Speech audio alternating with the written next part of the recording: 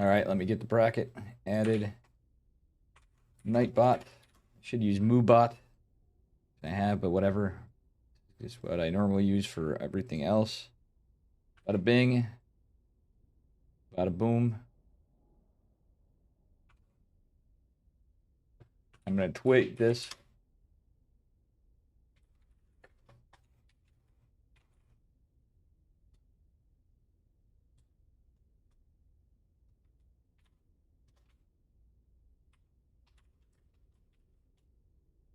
Atlanta Open qualifiers for Latin America.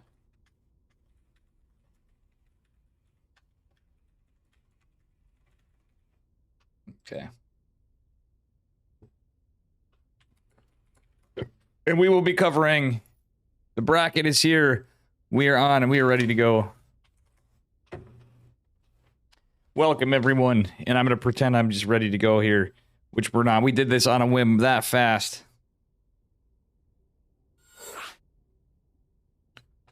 And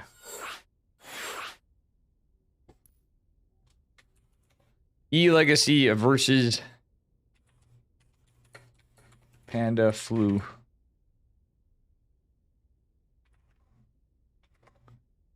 All right, and I have this set up too.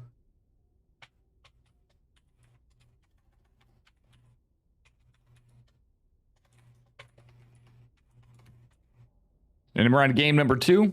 Welcome Pikachu. Guys, we're not going to have the commands and stuff, unfortunately. All right. Let's go. I'm going to go to teamliquid.net and get myself on. And on a whim, I'm doing this.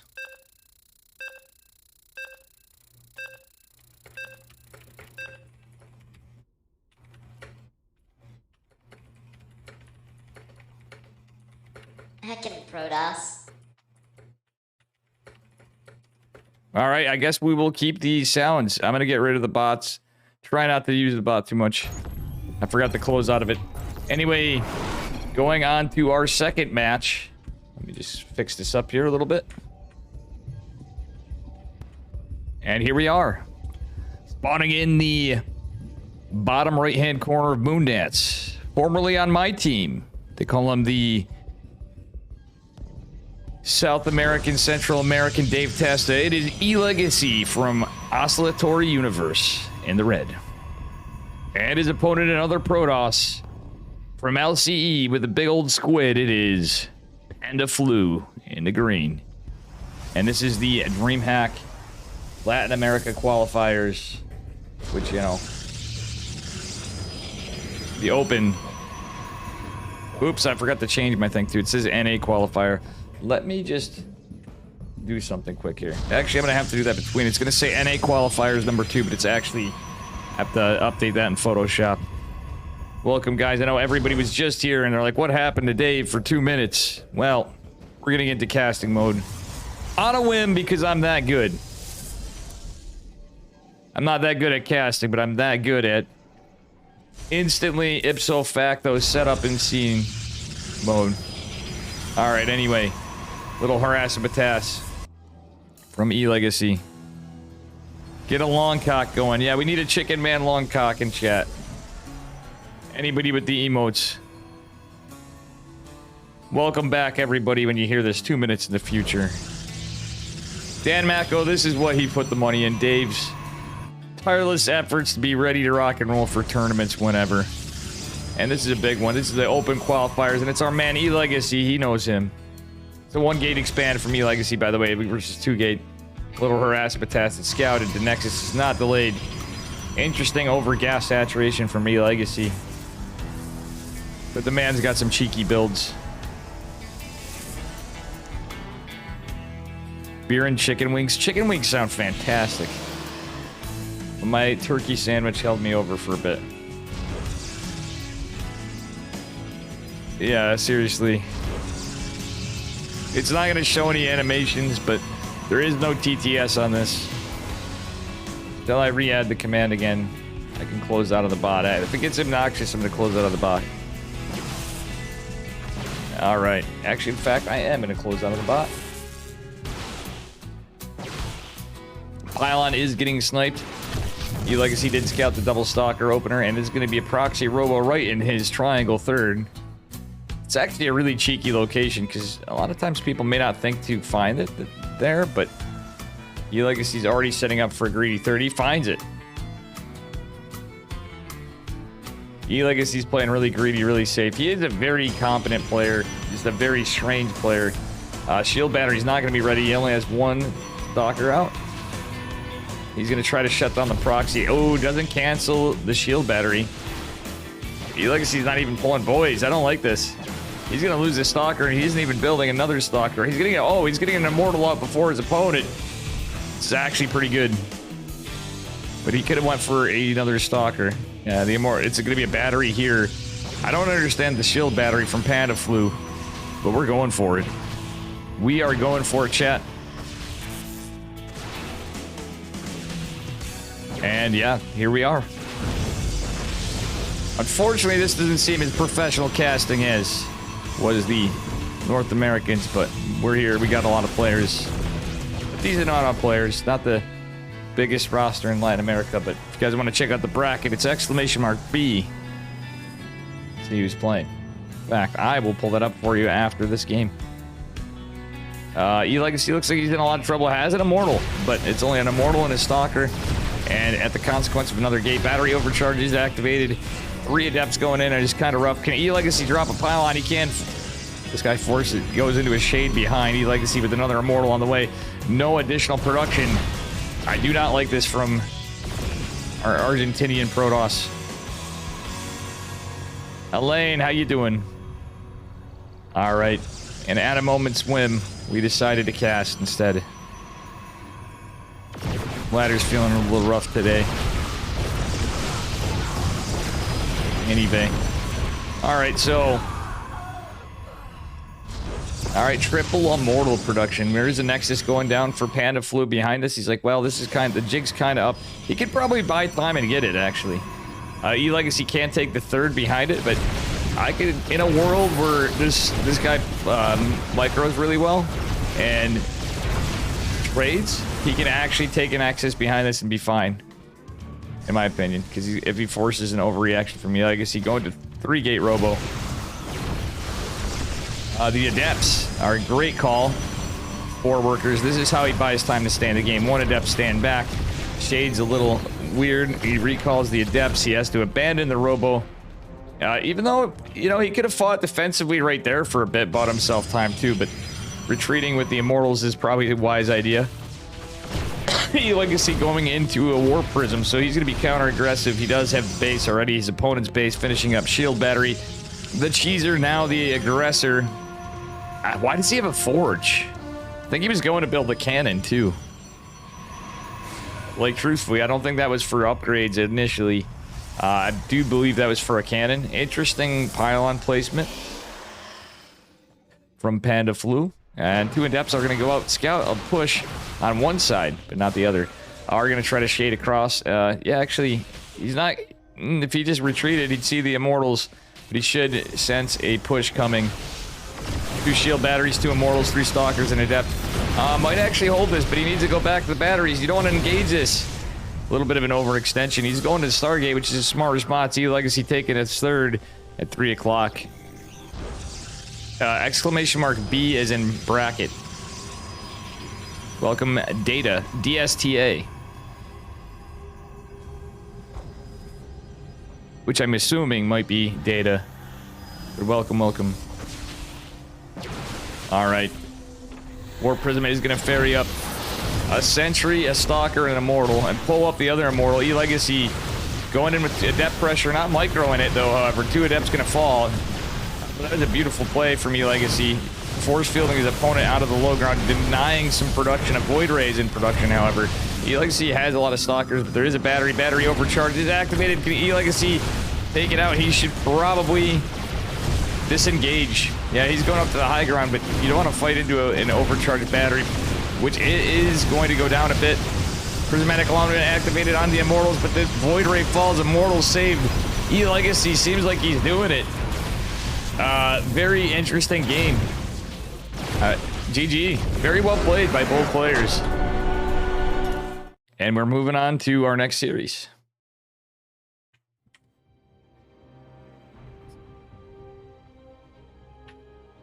Let's take a look at the bracket. I've not looked myself yet. We just instantly got in DreamHack mode.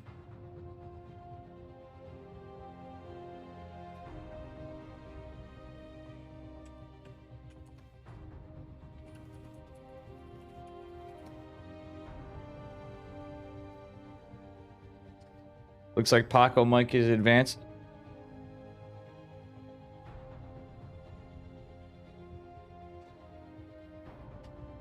And yeah, there we have it. Sadly, this won't be super pro mode open qualifiers, Dave, but we have all the stuff together. In fact, I think I might use this without a. Let me change the script.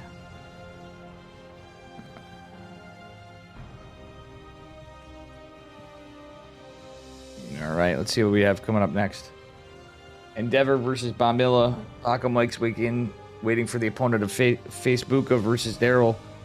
Manteiga versus Draconics going on. Igor Frank versus Dacon going on. E-Legacy is going to fight Password. It's E-Legacy versus Password.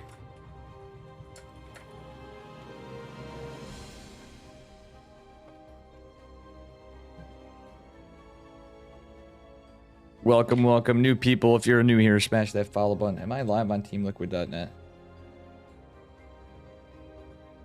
I'm not.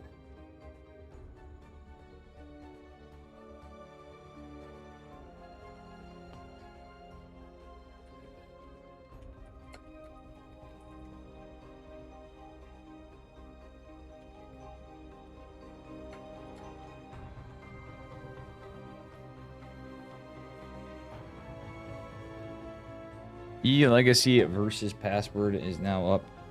We're now going into our first match.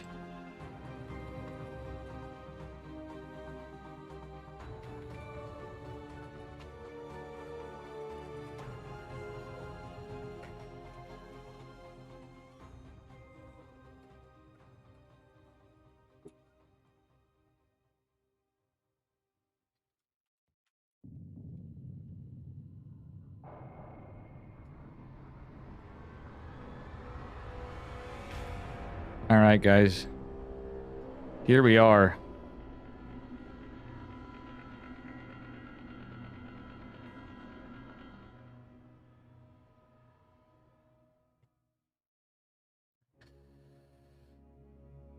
And I don't see any other English casters on. As Horace is in Espanol. Horace TV, if anybody wants to catch the cast en Espanol. I think I'm the only English caster for this right now. That's... All right, man. We like to cover the stuff that nobody else is covering sometimes, you know? And this is good stuff here. This is going to be a good one, near and dear to my heart. Two buddies of mine in E-Legacy and I used to be on the same team, on Team Legion in the past. Spawning in the upper right-hand corner of Data C. Representing Oscillatory Universe is the red. It is E-Legacy. And his opponent, another Protoss. His name is Password. And he's from Team Super Americas in the blue. Alrighty. Thanks for the follow.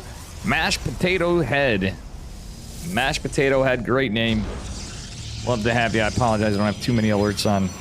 I think I should have got rid of the visual alert. We should be able to hear that. I just didn't want it to go crazy in the VOD, but I think we can fix it. If you let me know if you guys could hear the sounds, because I can make it so it's not in the VOD. And I'm gonna get rid of the picture, but I believe I saw some alerts for other casters, so it is what it is. It's open qualifiers. Anyway, it is gonna be a, well, we don't know if it's 2-gate from E-Legacy. This looks like it could be a 1-gate. Playing extra cheeky. His opponent definitely 2-gating. He did a high ground 1-gate before. Password is being scouted by E-Legacy. Probably going to drop the pylon. It is going to be a 1-gate expand from E-Legacy. With a double gas before... What the heck?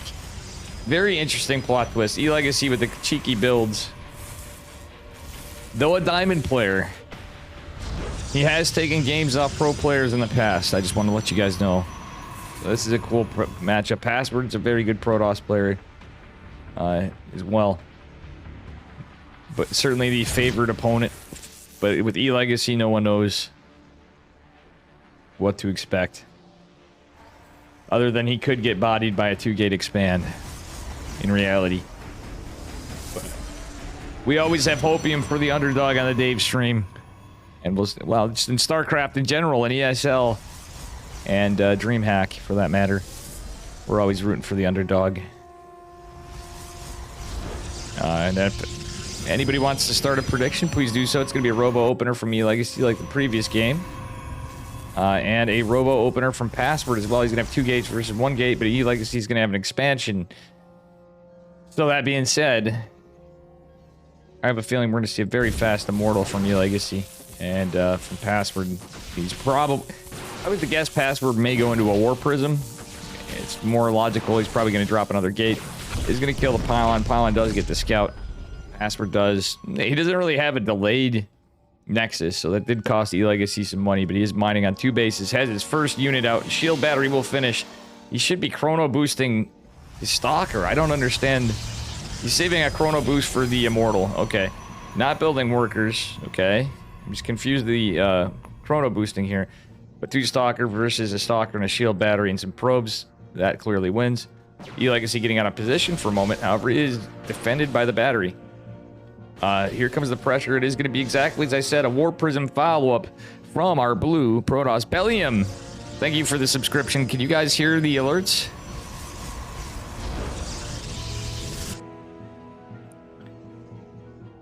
All right. Thank you so much, Bellium, for the resub of 8 months. Alright, it's 1 Stalker and a Dream. The Immortal's trying to come. E-Legacy doesn't have energy for battery overcharge. Oh, wait, he does. But the Warp Prism's coming. He only is going to have 3 units, an Immortal and 2 Stalkers. Warp Gate is coming. He does have another Gateway coming. He's dropping another Shield Battery. 2 Shield Batteries, actually. And another Pylon in the back. His opponent likely to hop into the main base after, however. Again, E-Legacy is not the favored player in terms of MMR. But we'll see. This is like major hopium here. That's a lot of Stalkers. There's not enough production. He's getting an Observer. I think this is looking pretty over pretty quickly. E-Legacy pulling the boys, trying to posture up here. Is he going to abandon ship and leave the base? Yes, he is. Pylon's going down. A Shield Battery's exposed. The Sentry buys him time, but he went... Oh, yeah. The Observer's very unlucky, but guess what? The War Prism's here to bring the units to the high ground. And E-Legacy's about to enter a world of pain. He does have a lot of probes. He does have extra probes to fight in the battle, trying to buy time for the Immortal. But unfortunately, I think that Observer and the lack of production cost him the game. Good defensive position, but very well played. I know it's not... I'd love to be giving him more time in this, but game number 1 seems to be pretty quickly over. GG's. And we'll be moving on to game number 2. Thank you again, Bellium.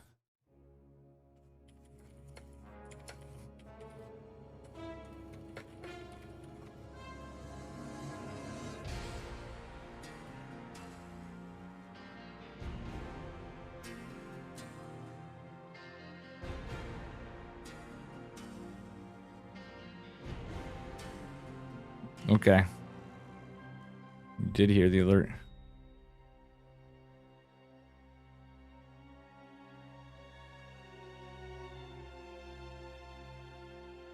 It was late?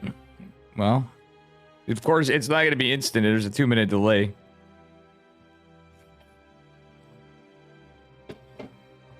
You're going to hear it 2 minutes after the fact. Fortunately, I can't hear the alerts. So, I do apologize. Thanks for the follow, Milky and Pearl. Thank you, thank you. Probably going to lower them down a little more. I'm going to move this. We're on to game number 2. The game number 2. Giddy up. Thanks for the follow. And yeah, I want to say thank you guys all for all the support over time. We've surpassed 3,000 followers on the Dave stream. We now have more than 3,000 people following this channel, and I'm greatly appreciate it. Down a game, but not out of the series. Spawning in the upper right-hand corner of Waterfall. Representing Oscillatory Universe, it is E-Legacy in the red. And his opponent in the bottom left. Give it up for Password from Team Super in the blue. Response, you don't want to see E-Legacy win? How E-Legacy's playing this one, I don't know, but I have a feeling he's going to do something extra cheeky. Welcome, welcome again, Milky in Peru. Is it Milky in Peru? Is that like a weather state? Interesting pylon placement from E-Legacy. I had to rethink it for a second. Password setting up for the low ground. Potentially a 1-gate expand this game. How you doing, Pikachu and Seth Light and everybody coming back in? And we had everybody all situated in a Dave Ladders stream, but... you know. Is what it is. I might have to take a break in between a series. Sadly, for a phone call.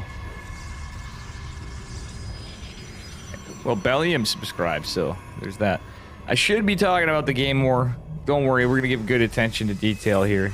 Just getting kicked off here. It is going to be a core expand, more than likely, from Password. He's going to go for the 1-gate expand. A bit safer than E-Legacy. With the double gas than the gate. I think he was cutting a lot of corners previous game. He's going to go 2-gate this time. Password looking all around for a proxy pylon, but E-Legacy is just building one in his base. Everything timing out pretty normally. Actually, Password the slight knife's edge of an advantage with the Cyber Core. Oh, he hasn't taken the Nexus yet. Okay. Yeah, he's just getting his Nexus down now. E-Legacy, what is his plan? He's going to get his Nexus. Look at this guy, just seconds behind. What a mad lad. Thank you, Demon Eyes, for the follow. Oh my good lord, this is too funny. Double Sentry opener from E-Legacy at that too. So that's how he cut corners. He's going double Sentry opener, which we see sometimes. Password on the other hand, thinking he was getting the faster Nexus, is gonna scout this and go, what the heck? What the heck is going on? Cancels the second Sentry and skips over to a Stalker. E-Legacy playing mind games, going into a Robo again. Okay, it's gonna be Robo versus Robo. Both players liking their Robo play. I think Password may be expecting DTs. So E-Legacy's a little cheeky, and he does like his Dark Templar. Oh yeah, for sure Response. For sure Response. Response is a great dude too, guys. Make sure you check out Response. He's a fantastic player from Psystorm Gaming. Great guy. Password is a hella nice guy.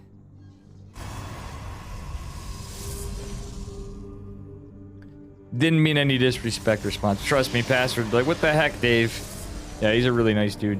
Alright, anyway. Probes looking around for proxies and looking to set up proxies, it looks like. I think both these guys have gotten into each other's heads pretty well. It's an Observer opener from E-Legacy. Password going right into Immortal and Resonating Glaives. Alright, very cool build from Password.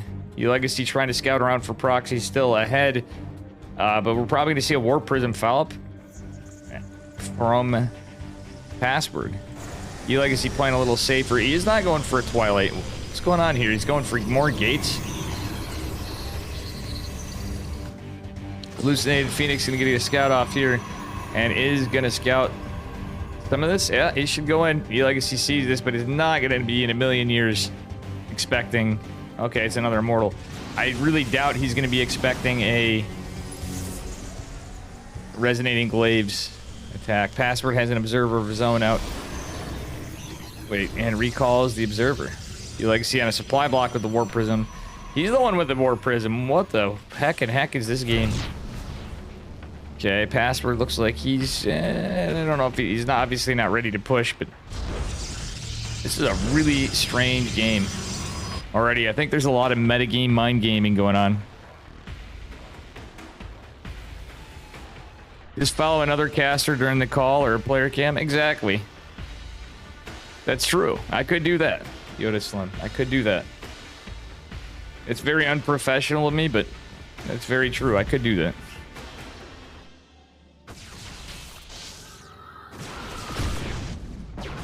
But that's provided I'm in with... It's only Horus and I casting so far. To my knowledge. So we're going to be covering 2 different series. Password with the clutch hold. E-Legacy getting his Warp Prism across. The Glaive Printer is about to start. Right? E-Legacy going for a third base. I don't see a Twilight follow-up, do we? No, E-Legacy's just building gates. Why is he getting no Twilight? He's going pure gateway units. Ooh, Zealots versus Zealot and a Sentry. A Zealot, a Sentry, and Immortal with 6 Stalkers walked into a bar. And that's what this game is. Fascinating. Okay, Legacy's probably going to want to disengage. No, he's going to continue to be aggressive. He is going into charge just now. Oh no, that's actually Password going into charge. Maybe Password mistakenly got Resonating Glaives. I don't think he realized he researched Resonating Glaives. Truthfully. Okay, no, he did. No, there's only 1 Adept. E-Legacy's trying to buy time for this third base to finish and kind of try to trade. It's going to be tougher. He's going to lose the Warp Prism. And I think he's going to lose all these units, too. I don't think that's necessarily a game. He's got a ton of gateways and more in production, and Immortal going back home. He's going to have a tough time trading, though. Warp Prism coming from Password, making him more the aggressor. The third base is coming from E-Legacy, which is tying up resources into this. He needs to stop making probes. This is a tough call here. For players such as myself around this league, that's where E-Legacy's at. Thanks for the follow, DD. But will E-Legacy do it? Yeah, because he's got an economic lead already. He's going into triple Robo. No Robo Bay. Like, why wouldn't he just... I don't understand the no Twilight Council when you build that many gates. Very strange play from E-Legacy, and interestingly enough, it's going to be slow Zealots versus Charged Lots. Password with the Observer joining the bunch. Charged Lots do come in slow. Zealots body blocking for a moment. One of the Robos is going to fall. And I just don't know what E-Legacy was thinking with this build. Double Robo on the low ground after his push was shut down. And it looks like it's a pretty committed 2-base push from Password. E-Legacy pulling probes into this, but there's going to be Charged Lots, which means these extra probes are going to go down. Yeah, not exactly what you'd want to do. I mean, the probes against Stalkers and Immortals, sure. Okay, another Immortal pops for E-Legacy. He's not been producing any. It has lost 24 workers, so Password is now ahead on workers. It's Adepts versus Resonating Glaive Adepts and Charged Lots.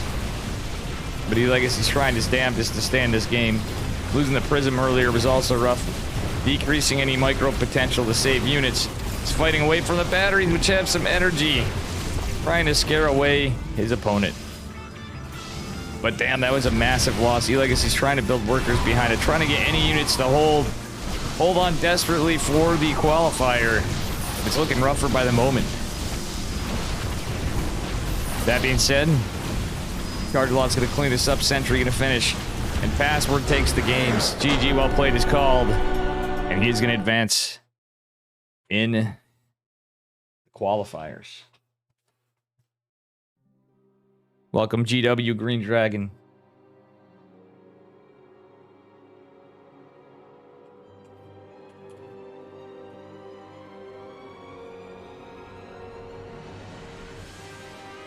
And yeah.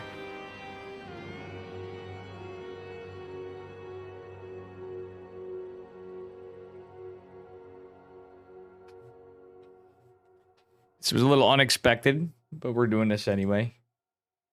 I've done the Latin American qual. Oh, Cosmos is on. Oh, based. There's another, the Portuguese cast. He may be going in English too. I don't know. I think he's just going to stand Portuguese.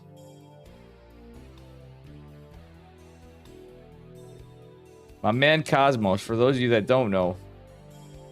Excellent guy. Musician. commentator and player from Brazil. And we got Horace covering in the stream in Spanish. So we got a trifecta going.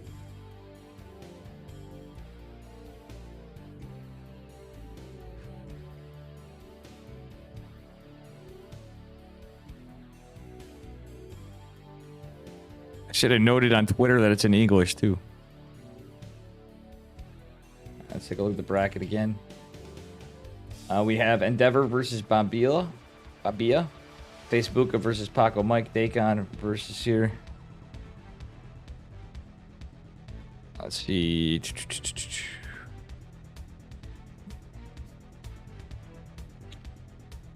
Kamikaze versus Taryn.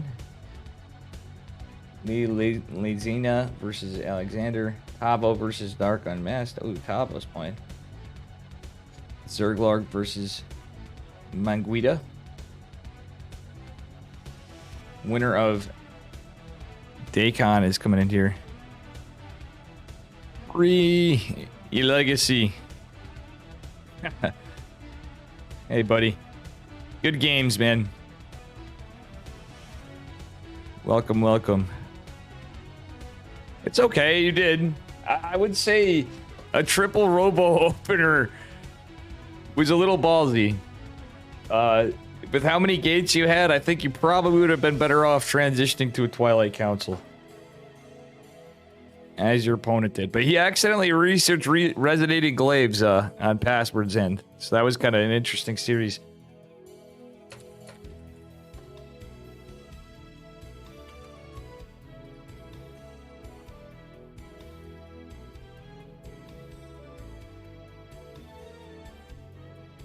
I need to find... You did well, E-Legacy.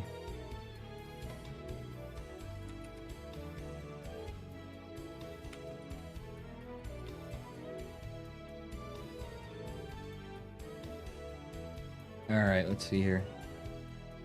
E-Legacy had more APM than Password. I just want to tell you guys. He had 415 APM to 310.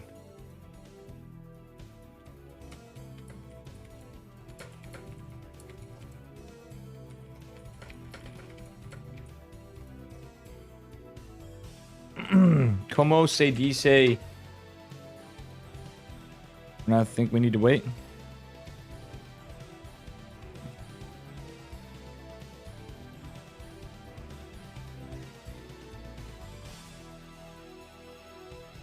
Just in case some people don't speak the greatest English, but they should know. Icegar will probably help out a bit here. I'm sure he's a gentleman and a scholar. Tater Tutor starting the Long Cotton Kid chat. All right, that said, guys.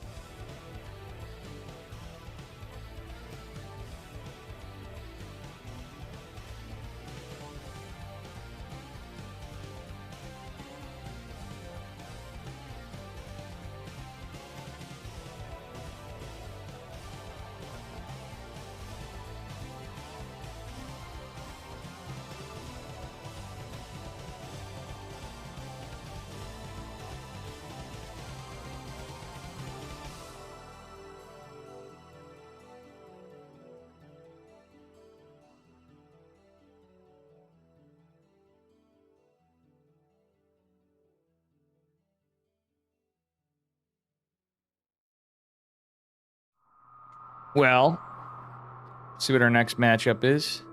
I'll play D Legacy. Due to the high amount of stalkers. Well, if you already have a Robo, the other play is get a Robo Bay. Disruptors, my man. We're gonna do a Paco Mike versus...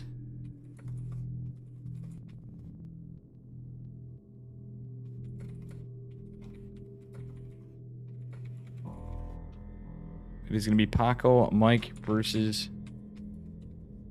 Endeavor.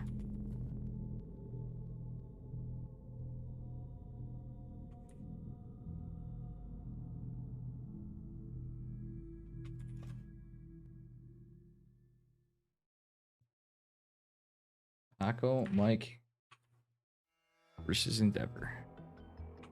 You're with me?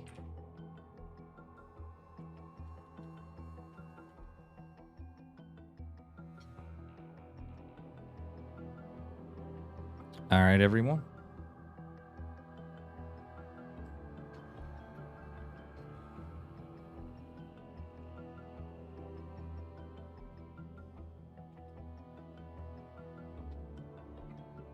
Excuse me. A little less professional today because this was unplanned.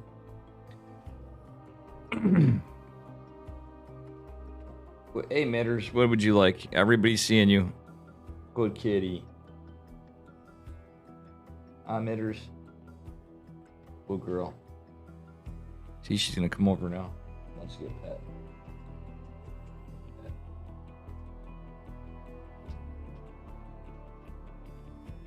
We gotta figure out what to do with these headphones bunching up on me, the cord. Kitty.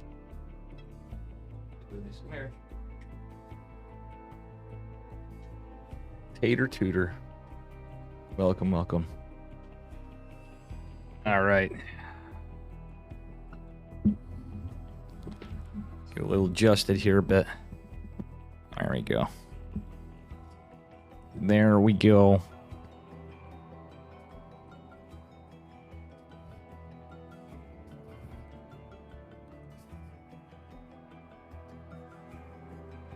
Good girl.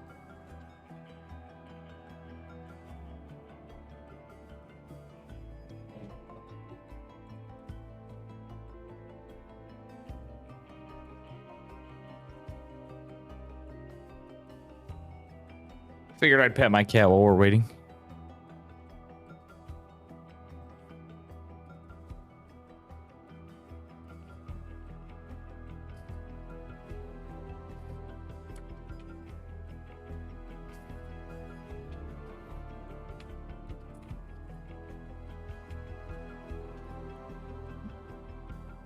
All right, here we go. Thank you.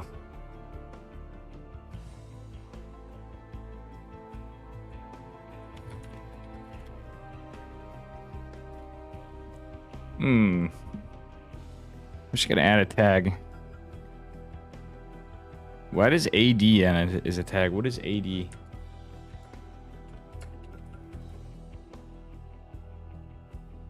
Adult?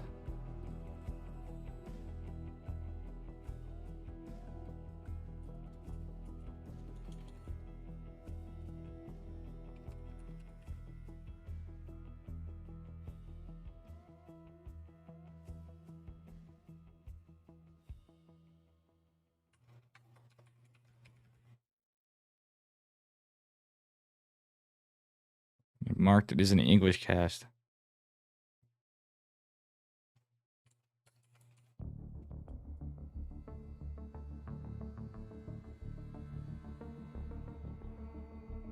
Imagine the recap. Okay, so we got Paco Mike versus Endeavor coming up. Oh shoot, I had time to fix something. Now I don't.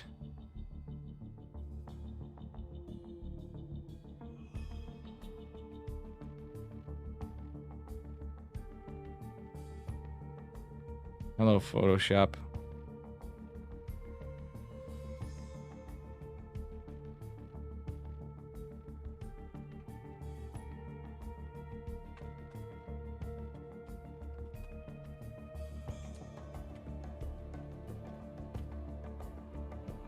Okay, let's see if that works.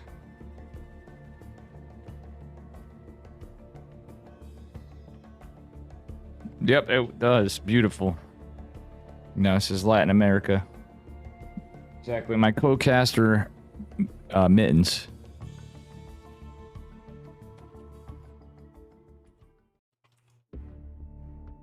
This time a TVP.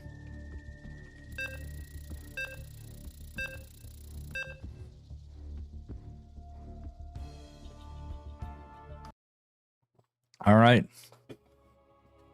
All right, all right, all right. Oh, I know, Drew, there's a missing... I still haven't found that hat. Today, it's actually... It's somewhere in my mess of the house. All right. Spawning in the upper right-hand corner. of Data C. In the red, it is our Terran player, Endeavor from Hellfire. Says it right on there, and his opponent in the bottom left, representing, I forgot which team he's on now. Paco Mike in the blue. Paco Mike. One of the first higher league tournaments I hosted. Paco Mike was in the finals with Lilla Kaneen, and that was a spicy one. A Danish mech player.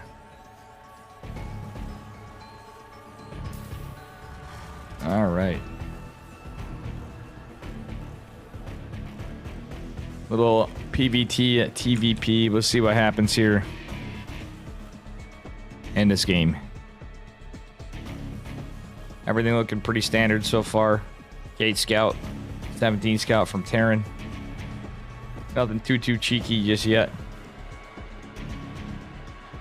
And so far, a second gas hasn't been taken from our Terran player. We'll see what happens. Looks like it's going to be a Reaper orbital fast expand from our Terran. Probe is going to be out to be annoying. Nexus already dropped, of course. And yeah, that's about it right now. Reaper on its way out. CC is going to go down in a second, but it will be...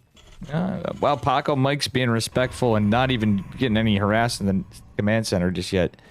He knows the Reaper's coming out. He scouted.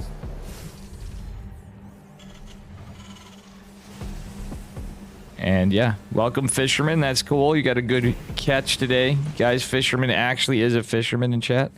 Reaper on its way out is going to be a low ground bunker, which so far is unscouted. Is Paco Mike going to search for it? He's going to find it when he goes to grab these minerals. I do believe. Reaper going into the main. Adapts out to shade. Unfortunately, well, we do have the pylon in the front. We could see a battery come, but it's not going to be the case. Ooh, he's debating the Reaper back. That's actually really good for Paco Mike. So bunker be damned for a moment. Adept's going to try to chase the Reaper, and will he find it? Yes, he will. Is going to shade across the map. However, Stalker's going to be out to greet the bunker. Battery not down. Yeah, CC is going to finish, unfortunately, for Paco Mike, but it is going to be a 1-1-1 opener from our Terran player. Has some time with the shield. Second Stalker coming. There was a brief supply block. Twilight Council on the way. Another Stalker is going to follow up here pretty soon. Okay. Oh. That was very, very greedy for our Terran player. And he's going to lose all that. Hey, thank you for the follow, Omega Ego. And, oh shit, there's no proxy to find. Interesting wall from Paco Mike, who's setting up for potential of Reapers, but there's going to be a tech lab. I've been seeing a lot of tech lab openers lately. Just one, or I said Reapers. I meant Hellions. Thanks for the follow, Omega Ego. All right, two Stalkers pushing across the map, and are going to find some damage to the Hellion. It will survive. Doesn't matter. There is a wall, and this needs to be scouted from our... Oh, is this going to be Cloak Banshees or just a Raven? Because this is 1-1-1 and not a lot of follow-up.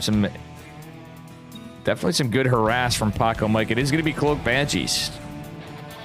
So this is definitely going to be a push. At least it's going to be quite annoying for a Protoss player for a bit. Robotics facility on the way. We didn't get much for information otherwise. So I guess he's going to be defensive a little bit. Okay, we are getting the third base down after our gates, which is pretty clutch.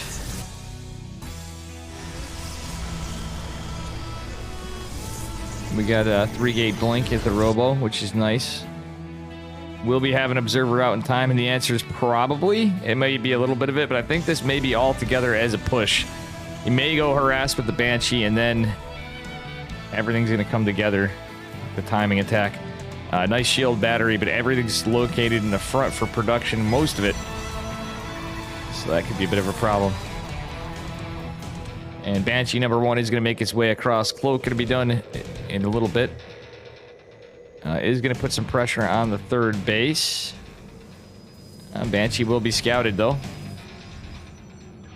Ooh, Paco Mike now fixing his probes. Now he is. Doesn't need to cancel this. We do have an observer in a robotics bay on the way. The observer, a little late to the... Oh, no, he has one. He's fine.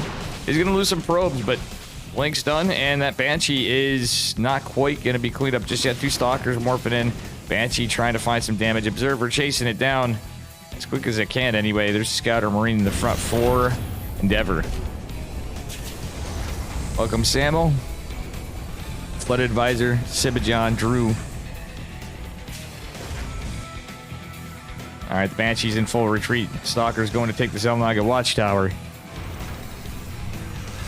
And not take the Zelnaga Watchtower after all. They little indecisive Stalkers. Stem in combat shields with +1 and going down for a Terran. Pretty standard follow-up, actually. He didn't find any value and did lose the Banshee. They're going to see the Observer go out. I wonder if Endeavor's going to notice this. Well, my guess is probably not. Alright. We aren't going to see a Raven this game. It's a bit of a commitment from our Terran player because I doubt he's going to be doing too much Banshee harassing from here. Army supply in favor of Endeavor a little, but Paco Mike, I think he safely secured his 3rd for now. Is going into charge +1 and extended thermal lance follow-up, and Colossi are in production in his main base. In a way, I kind of like this because it's a little less exposed. He's even got Stalkers. Paco Mike's being a little safe here. Has to be careful of the tank. Is going to get the tank snipe on the high ground. Oh, and he's going to delay the 3rd CC, putting pressure on it. Forces a cancel, and is going to get the hell out of here with just some Stalker damage. Very nice catch from our Protoss player. 3rd CC going to be attempted again. Unit's going to go patrol path this, but that was a nice delay. We may see a counter push. And in fact, that's exactly what we're going to see. Observer may have caught the tail end of it. It just switched the obs mode after. We do have a shield battery. Just one kind of further back from our Protoss player. But there's a little drop, which I missed. Oh, no, it's 2 Banshees. Beautiful defense from Paco Mike. He's even going for his 4th. He's like, you know, we're going to risk it, but this is going to be split up a little bit. Okay. Terran's just going for a drop, and it is not going to scout the 4th, but he's going to push with 2 Banshees and just double checking. It is a Marine Marauder push because he did have some Widow Mines in production, it looked like. Yeah. Switch to the reactor and all. But hopefully this doesn't force an all-army. Okay, nope, it's not. But he is going to have +1 at ground weapons denied and get the hell out of there. So they are stalled out temporarily. Ooh, no target fire on the Widow Mine. Oh, yeah, Widow Mine does get cleaned up. But the other one, yeah, both cleaned up. Nice counter assault from Paco Mike, who again, yeah, getting more pressure. Pylons going down. There's a little contingent of troops here. Stalkers blinking forward. Zealots trying to take the fight. I don't know if the Observer's with the army anymore. I think that Cloak Banshee's actually, yeah, it's actually doing the work. The 2 Cloak Banshees, I should say. Nice attempt to catch the Medivacs, but that's a very unfortunate situation for a Protoss player. He's going to recall just the Observer, and 1 Stalker is all that's left to fight the Banshees. 3rd CC is going to go down to land, but our Protoss is in position to intercept. Not a lot of Stalkers out, but he's got some good AoE. He's got a couple of Archons. Not a lot of Medivacs back here, but the army is going to go in full retreat. On the other side, Cloak Banshee to deal with this Warp Prism out. Our Protoss player continually denying the 3rd base while he's on 4 base mining. Just not 4 base saturation, but 4 base mining. He's still building some probes. So he's doing fantastic here. Oh my gosh. Observer is going to go down for Paco Mike, but he is now in an army supply lead too. He's denied this 3rd for an eternity. Would have liked to see an orbital command center being made on the high ground from our Terran player.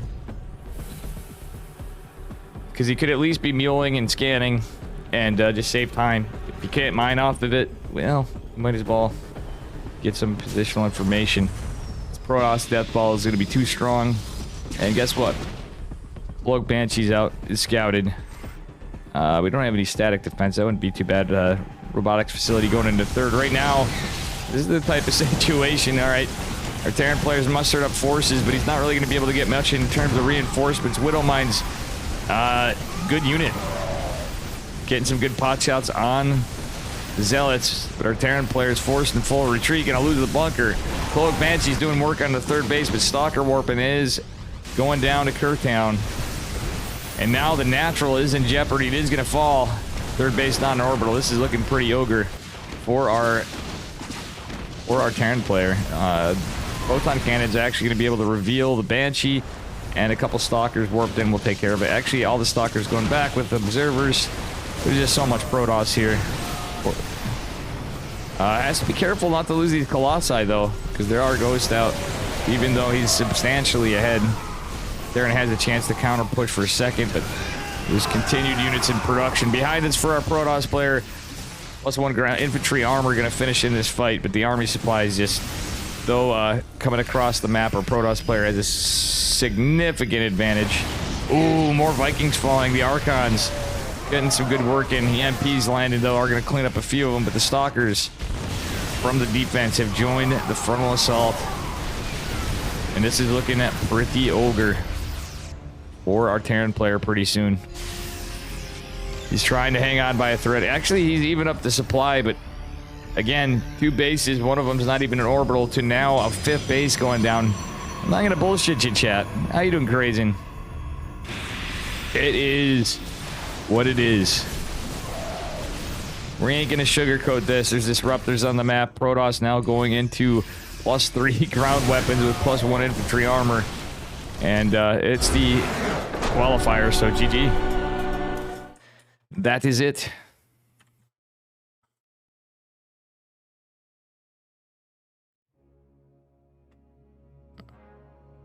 All right.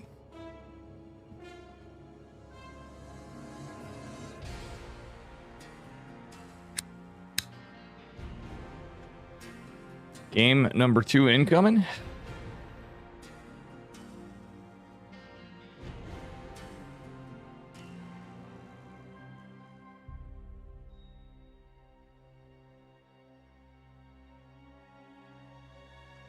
Going on to game number 2.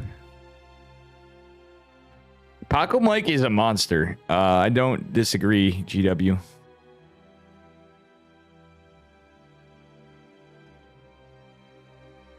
I wouldn't say he's necessarily the best, but he is... Yeah, he's possibly the most favored, and it's good to see him play. He was taking a break for a while, I remember. But, so I've not had him in any of my own opens while we were hosting him back to back to back to back to back to back. It'll be a while, folks. We got DreamHack going on anyway, so it's my excuse for now. Spawning in the bottom right-hand corner of Moondance. In the red, representing Hellfire, rather. It is Endeavor, our Terran player. And his opponent in the upper left. Give it up for Paco Mike in the blue. Mr. Protoss, man. Ready to put out the Protoss pain, potentially. Can our Terran player come back? See if we got any cheeky builds coming out of our...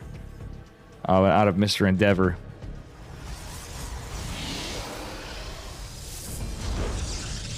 All right.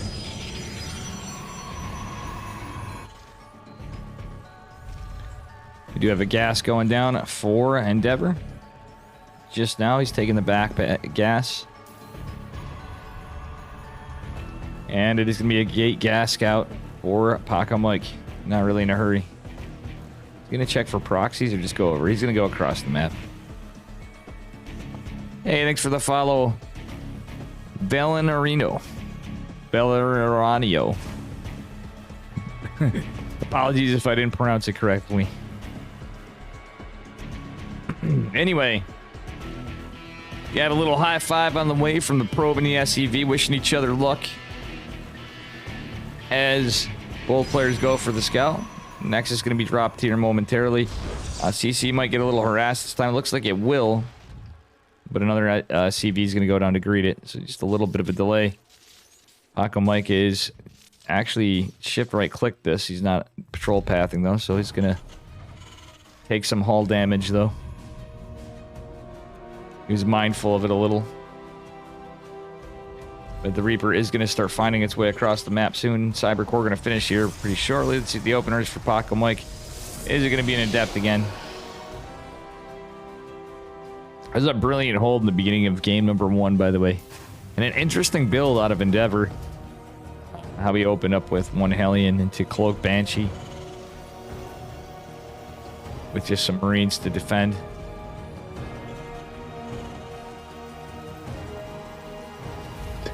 Sunny G. That's funny. Good old fisherman. Let the memes not be dreams. As long as they're not schemes, we'll take them.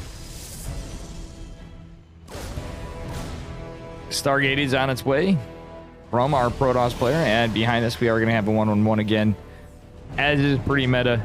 And I think this... did he scout the Stargate? Either way, he can prepare for this pretty well. If he did, he's going to open with the Hellion, so he did not scout this. All right. Got the Adept on Patrol Path. I think it's going to be Phoenix opener from our Protoss players. It's going to be Phoenix. Paco Mike used to like going Phoenix Colossus a lot. Let's see if it's Phoenix Colossus or Phoenix Charge. Looks like it could be Phoenix Charge. He's going for another Gateway.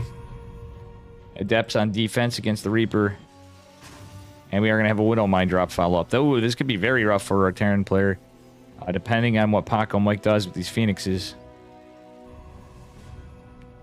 Phoenix, good unit against Widow Mine drops. So it is not going to be an Oracle opener. Terran's just pumping out some Marines. But that's potentially just shut right the hell down. Hellion going out for a push around the edges, but the Adepts are going to full wall this. Reaper can throw a grenade, though. The Phoenixes are going to go unscouted. Let's see what the... Medevac's not going to be scouted. Phoenixes are out of position, and however, the tech is going to be scouted and could reveal this. We might see the 2 barracks get delayed a little bit. Marines are out of position a little. Our Protoss player is going to go back home, which is pretty smart with 3 Phoenixes. 4th in production is taking the back base for his 3rd, and it is going to be just that. We should see a Twilight Council. We did see the Twilight Council be dropped. Hellion intercepted by the Phoenixes, but the drop going in toward the natural.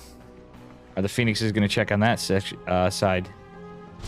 Man, he really should have just dropped this right the hell now. Hello? Endeavor? We want to see the drop.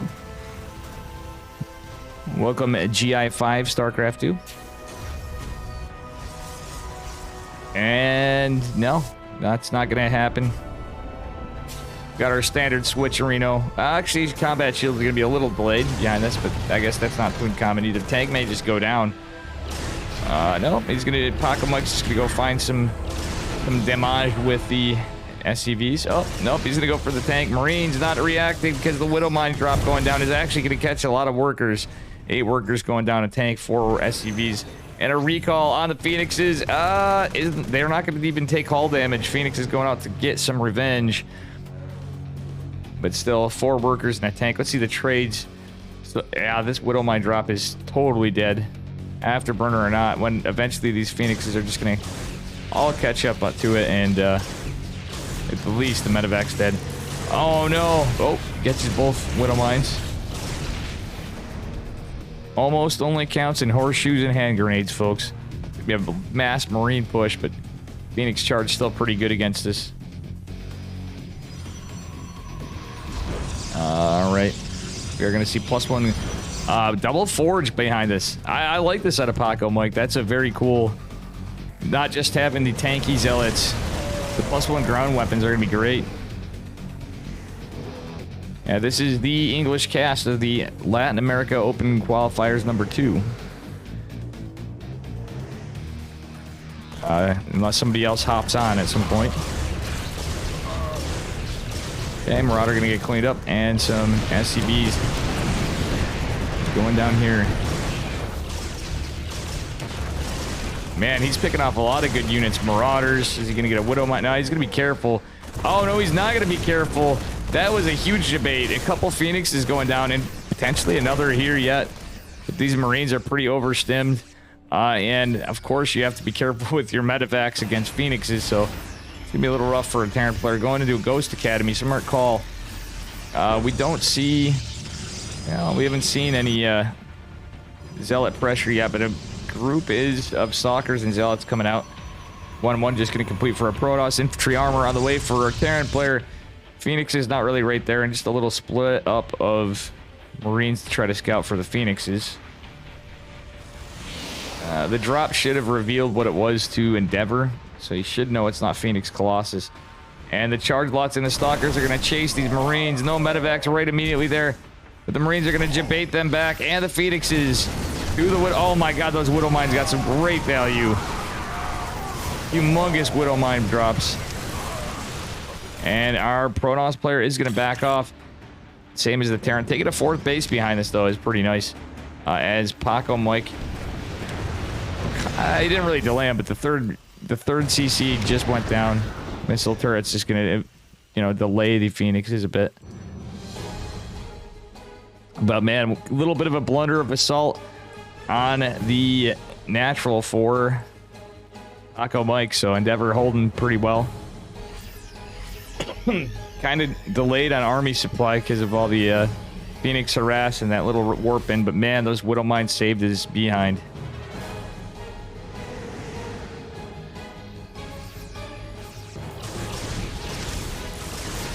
Ooh, Widow Mines are picked up.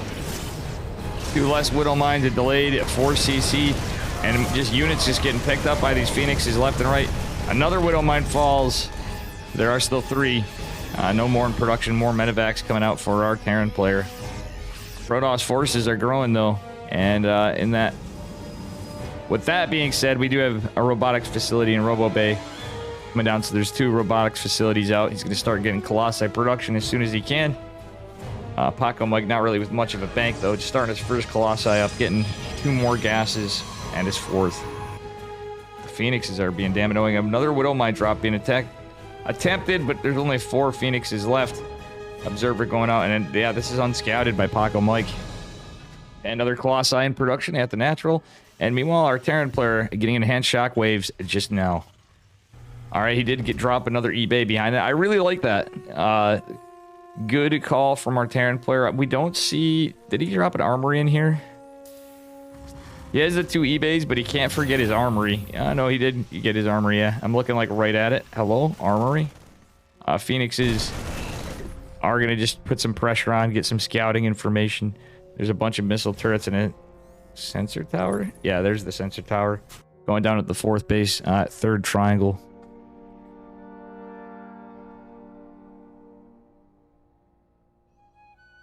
All right, let's see what we got going on here. Widow Mine drop does make its way in, catches 5 workers on 2 locations. Observer across the map. Our Terran is going to push behind this.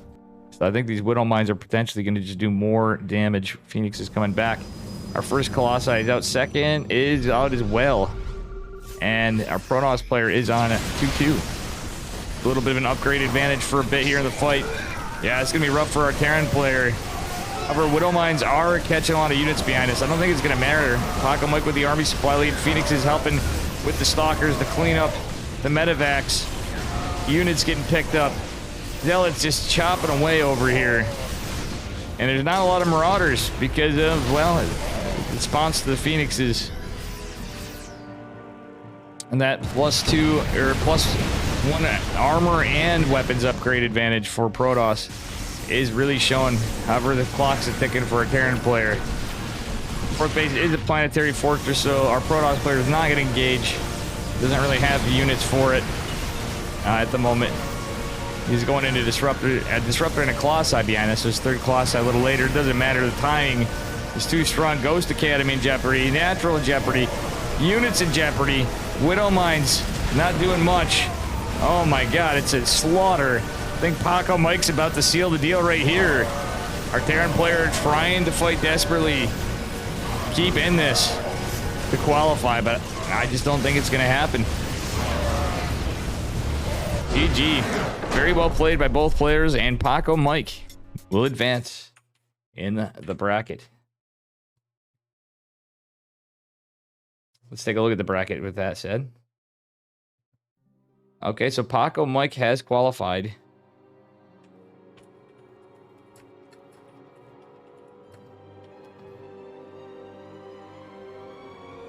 See what else we got going on here.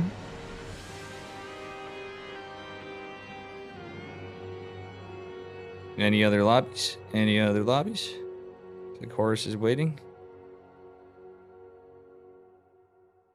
I believe he did. These are Glor versus Terran going on. And let me take a look at... what do we got going on? Horus was with me. Where's Cosmos? He's getting the Zerglorg versus Terran.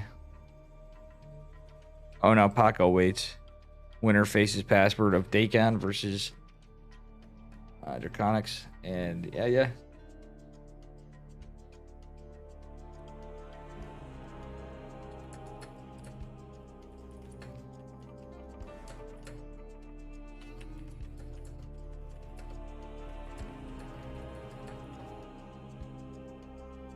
Yep. The English cast for the Latin America Open qualifiers number 2. Bear with me. We're waiting on some stuff to move on. So bear with me. Just a few minutes. We're waiting for a series.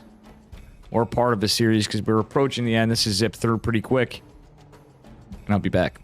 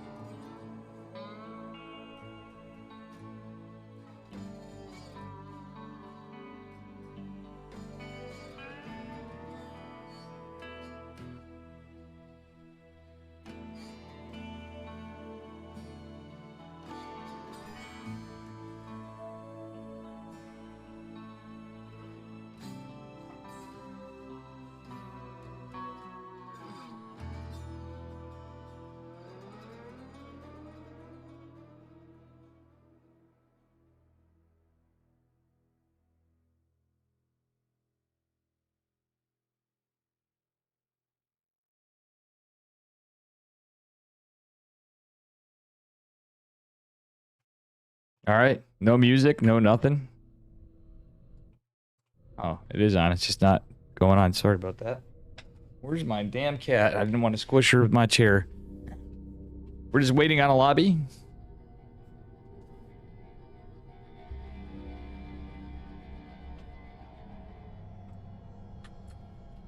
Asking Iascar something real quick.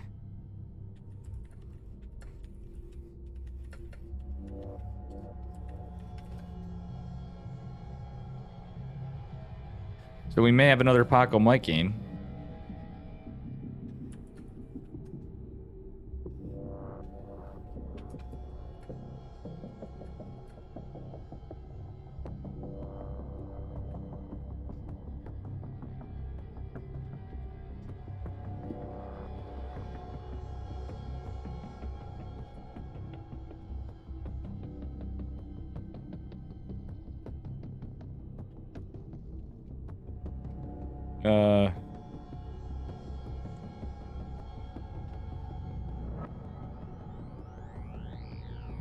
Yeah. We're waiting on series. I'm gonna actually change this because we don't know who we have yet. I might be following Paco Mike still.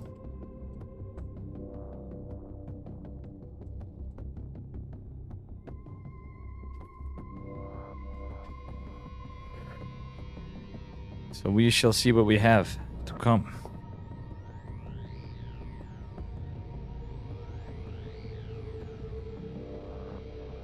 We're eyeing this like a hawk.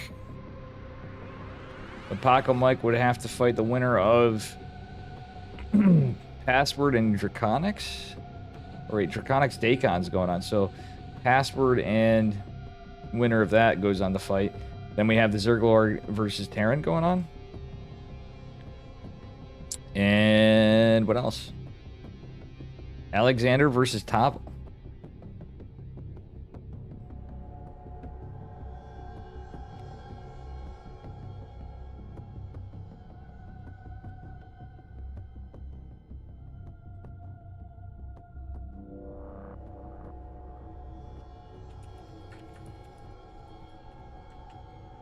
All right. You know how it be, folks. We just waiting on a lobby.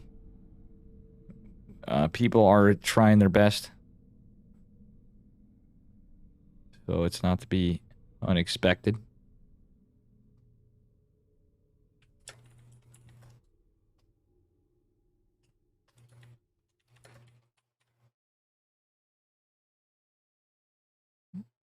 Kirktown, Paco Mike, exactly. For nothing. We are waiting on stuff. We're waiting on a series. Sanju, how you doing, by the way?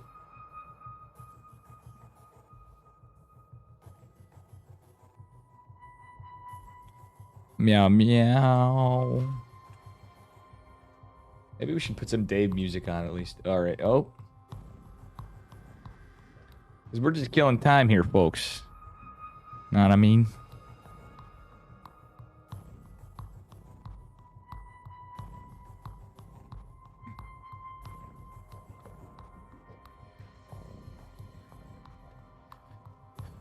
We might be getting Password again. Because that is the side we are on. So it would be winner of Draconics or Dacon.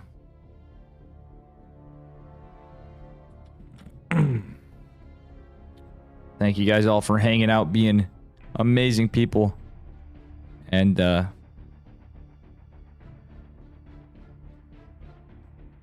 watching here. Here we go.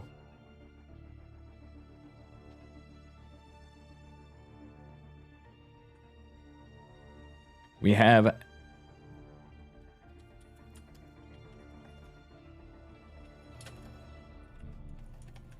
okay. We have Draconics versus Dacon. Game 3. And then we'll be going on the winner to Paco. Winner will fight Password, which leads up to winner of that fights Paco Mike.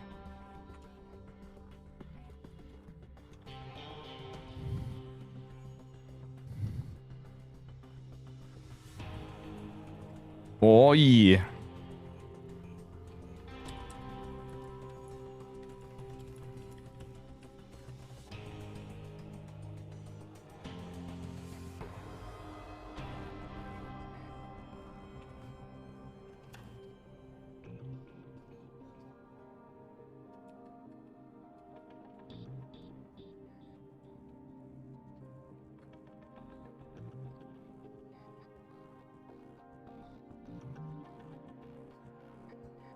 All right.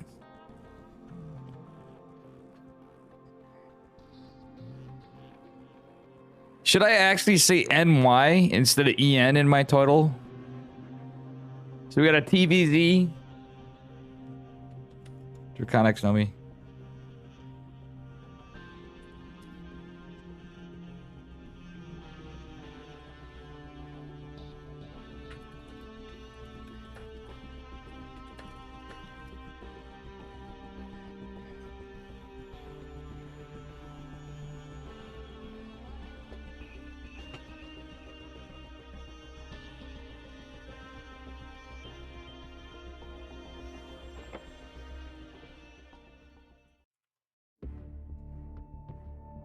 These guys are excited to be casted by Horace and I. Apparently.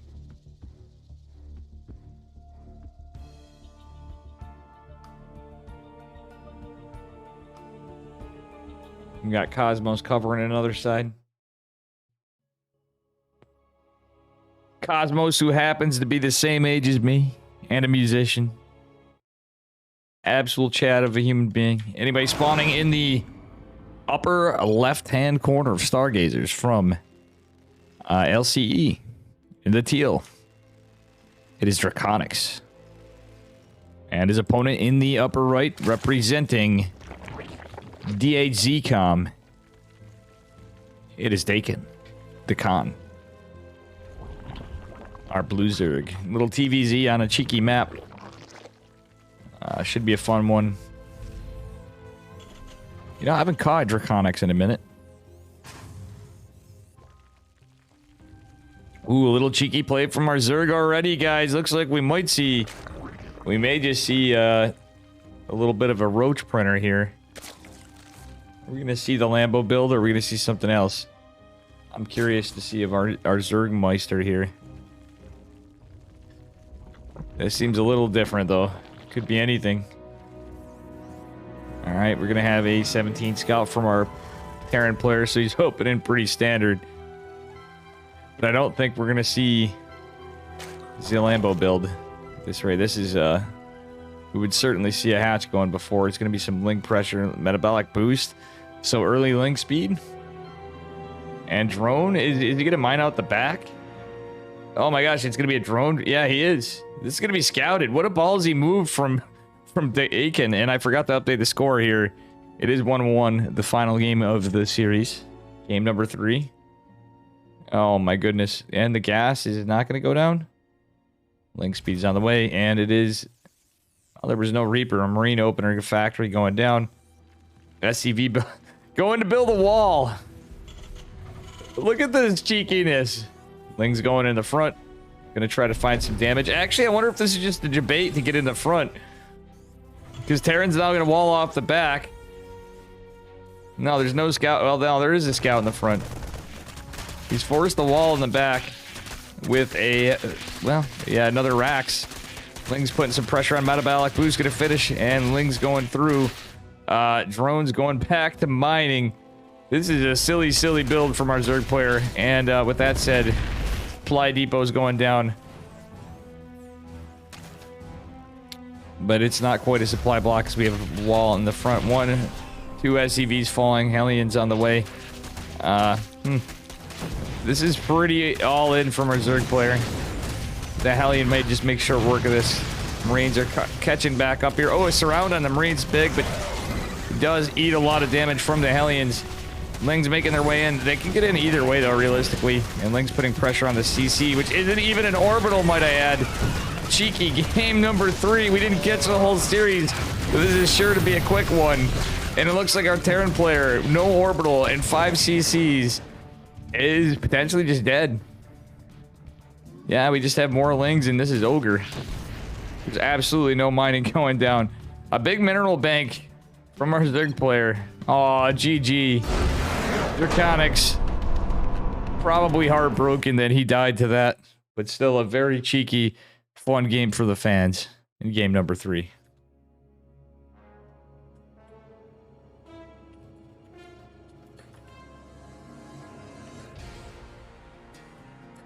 Very sad for our Terran player.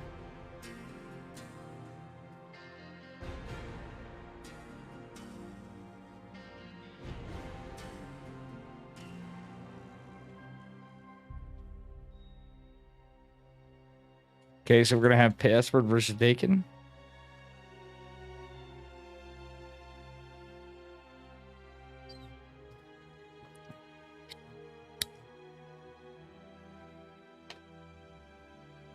Okay. Dakin, I don't know how it's pronounced. But a very cheeky game 3.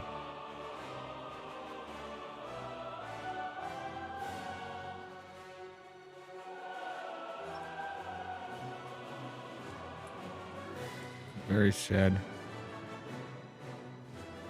Very fun to watch, though. Oh my gosh, that was some... I didn't think that was going to work. Who in chat also agrees with me? I thought there's no way in hell that works.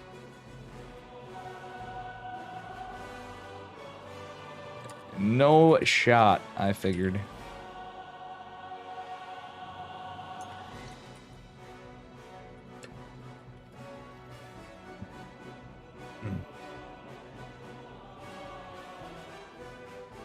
You know, somebody redeemed Cheese the Terran. I think we're going to make some new channel point redemptions here. I keep saying that, but for real, we get some easy ones for the Dave stream. Very spicy.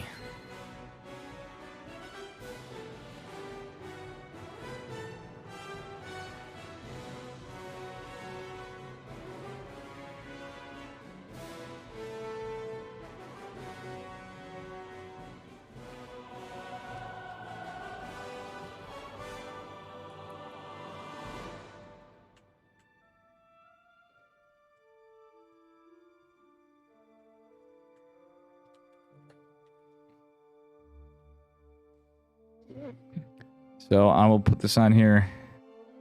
Way she goes, Fisherman. I mean, just, man, he did him dirty.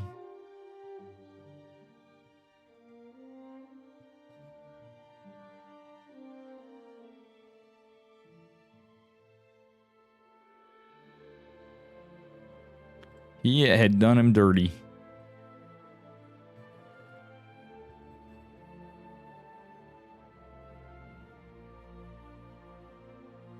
What resolution? It's just 1080p.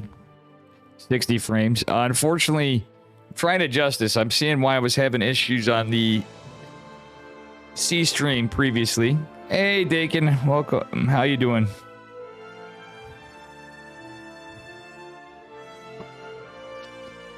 And thank you for the follow.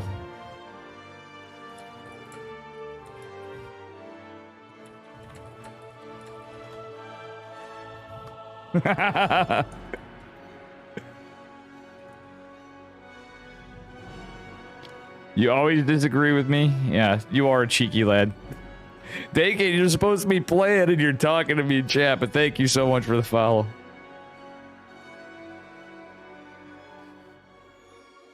I hope Draconics isn't scared away too. Good player.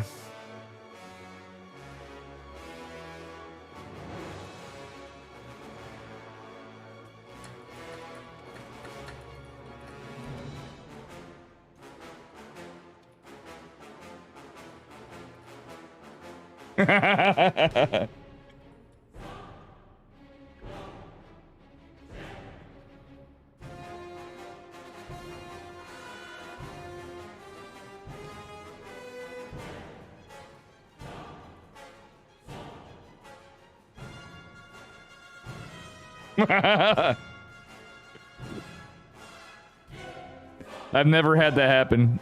Judgment, see you later, buddy.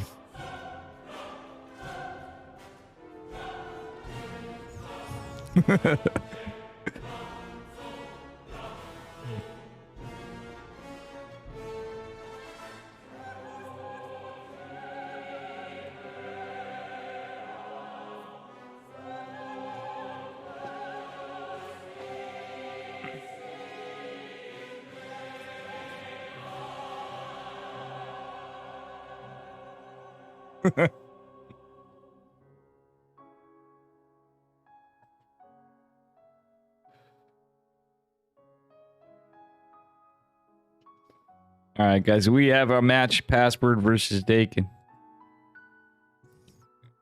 They're just getting stuff, making sure they're on the right server.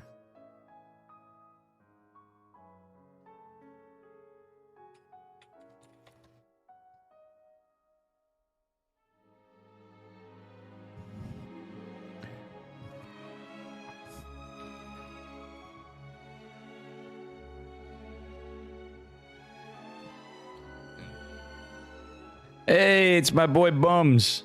How are you doing, brother? The only English caster on the... Oh my gosh, I forgot to update this too. It says NA Open Qualifier. I did this kind of at the last minute, so Ripperino. This is actually the DreamHack Atlanta. I'm just going to say... Latin America Open Qualifier number 2.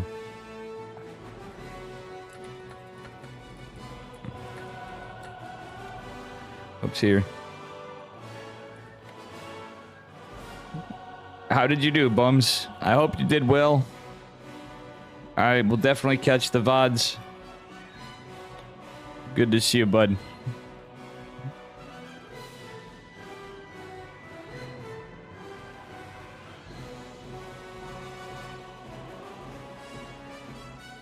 All right, here we go.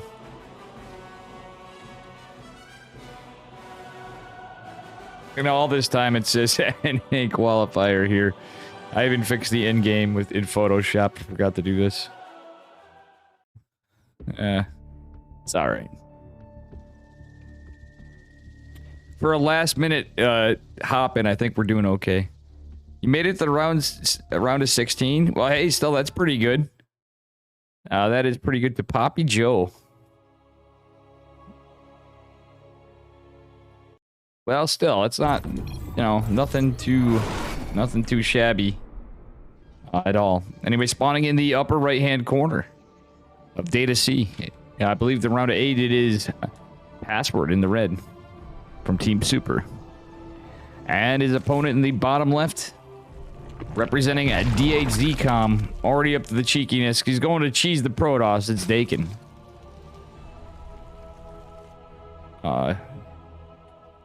That is 100% going to be some cheekiness going on here. Unless it was a mistake. But I highly doubt it. We saw how he did him dirty. Oh, you made it to the closed qualifiers. Congrats, Bums. As we're earlier on, there is stuff to talk about here. We got a, believe that was a 15 pool. Okay, third hatch is going to go down. Eventually, but not right now. It's going to go down in the other side of the map. We got a, well, huh. It is going to be a proxy hatch, folks. I'll be damned. Gas going down. Pool and gas is scouted, but the drone was not. Drone has some potential to get some work done here. Our Protoss player did not notice this. And, he does have room to... Oh, no. He gets the wall. Dakin doing him dirty. Forcing a forge. In this case, I really don't hate a forge. Because you know it's going to be a bit of a committal from our Zerg player. Yeah, just a one-gate forge. But he doesn't have a cyber core. Trying to keep the pressure on. Personally, I kind of like... It's a tough call. But getting the core doesn't set you back just in case. Another probe going across the map, and this is going to be a cancel on... A cancel on the... Ooh. Kind of a scuffed wall, to say the least. I think he could have fixed the wall, really. But he's just trying his damnedest to stay in. His probes guarding for dear life over here. One Zealot is out. They're going to buy some time, though it is a lot of lost mining time for a Protoss player. Second hatch going down for Zerg player in his face. I'd say in his base, but it's more in his face. Oh gosh, this is rough. Apologies, my ISP is back at it again. Shout out the Spectrum Internet for always boning us.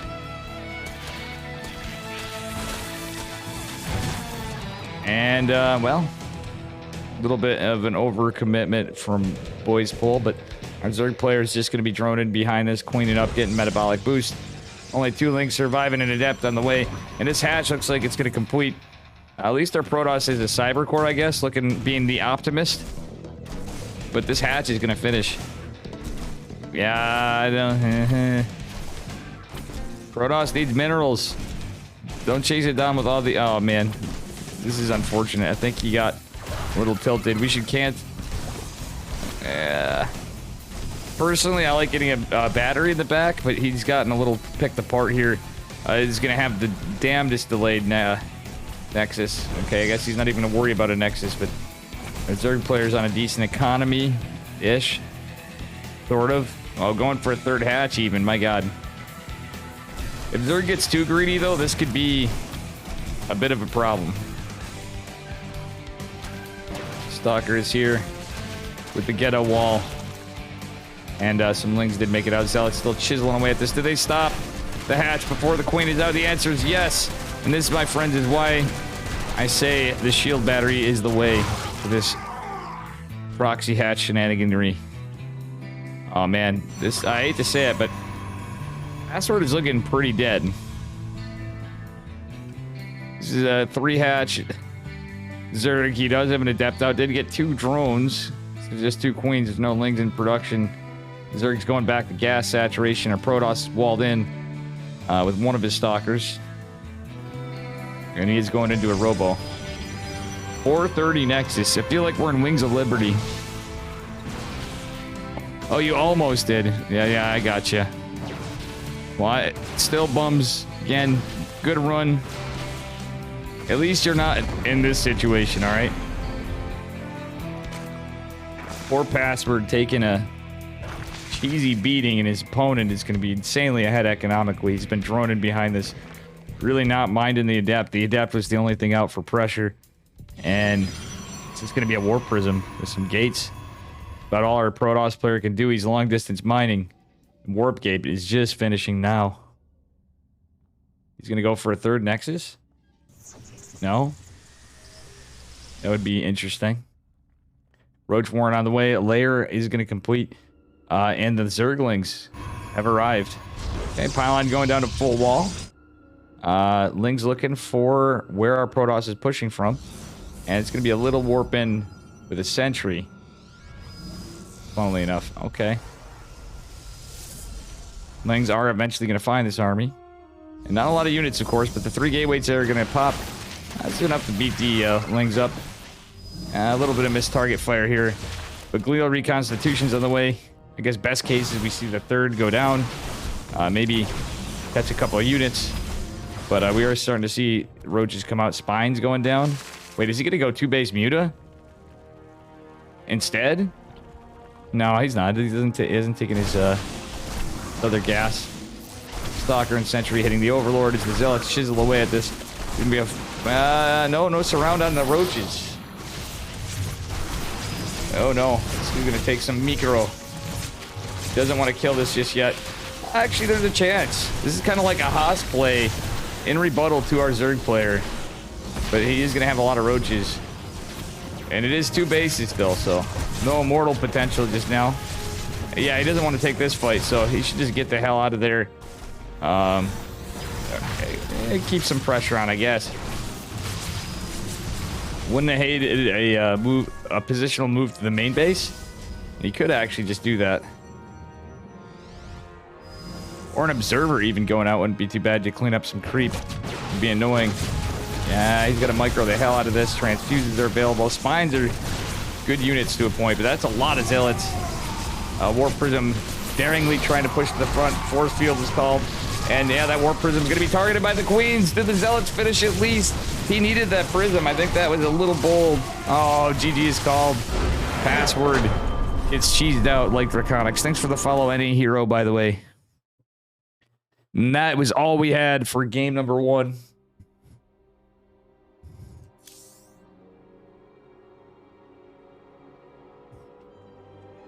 Dakin putting on a show of cheese the Protoss, cheese the Terran, cheese the everybody. Cheese them all. For your everyday price of $49.95. Of $42.69, I should say.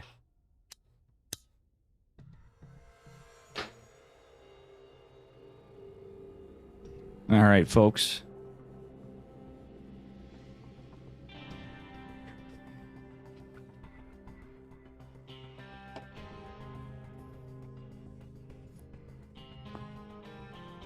You know, if I don't get back to work soon, it's gonna be Dave's thing. I'm gonna be out, I'm gonna be Twitch streaming on the street from my phone for a Coke and a smoke right here.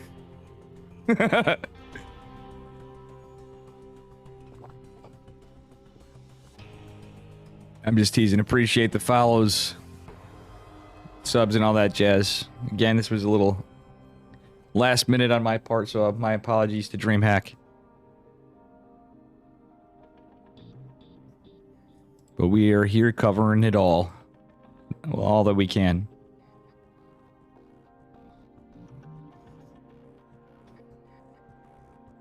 And yeah, see what we got coming up in a bit.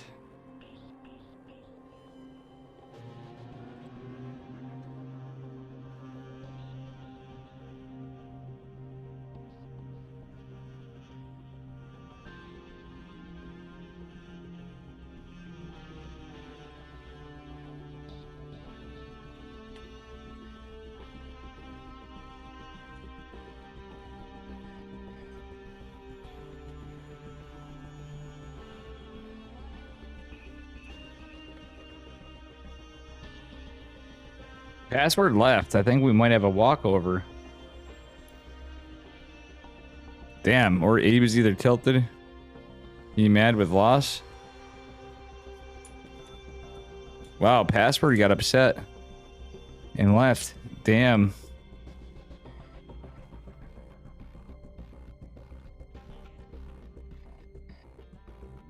Well, I guess it's technical. He got tilted and he decided to leave in the ESL. DreamHack opens. That is, he's not going to be able to come back. We saw a little tilt from Trigger in OSC, but we worked with him on that. We can't do that in DreamHack, unfortunately, so I'm very disappointed. I'm sure you are too. Understand the tilt. I don't blame him. So we are waiting on our next series.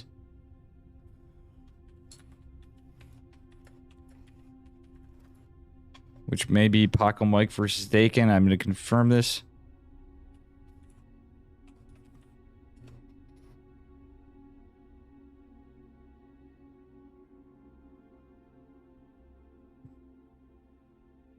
So sorry for the wait, but we're coming right up with it.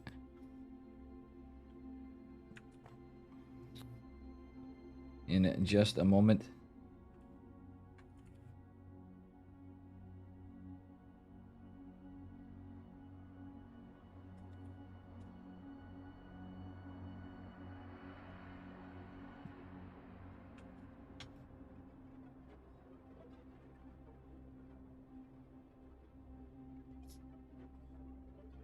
All right, we're approaching the end on this side.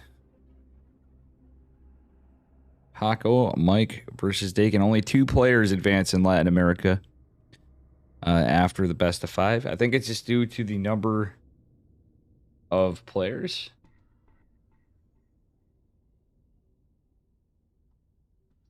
Or something to that effect. Number of pro players and the differences in EPT points, etc. in each server. So here we are. Going to be having our next match. Unfortunately, Mr. Password's left. Yeah, I've never seen this Omega Ego. Well, I've seen people be upset and leave, but not in, But Password's a really good guy. I mean, I would have been a little tilted too. Sure, a lot of us would have. As I'm sure Draconics was too. Welcome, Omega Ego.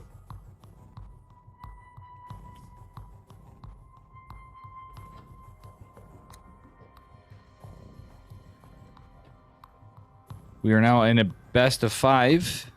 Upcoming.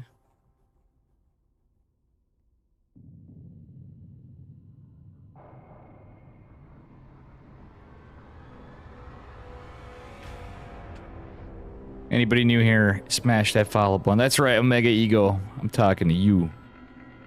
I am talking to you. Dakin, you're sad about it?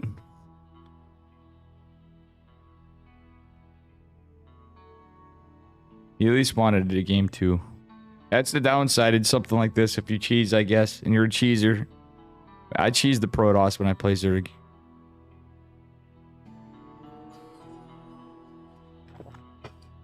He was hoping for a series.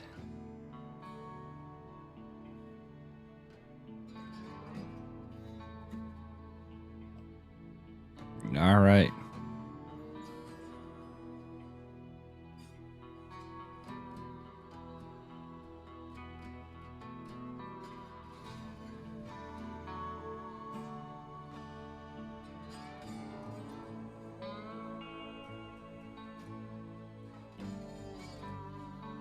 We're just waiting on this series to come up, and it is the qualifying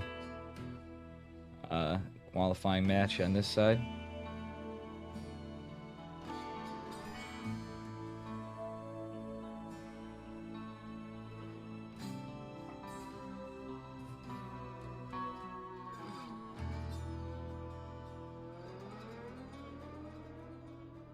All right, here we are on Data C.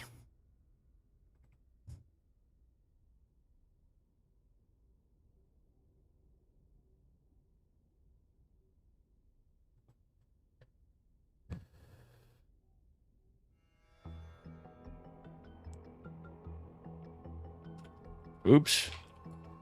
We had DreamHack removed from the title. Oh, no.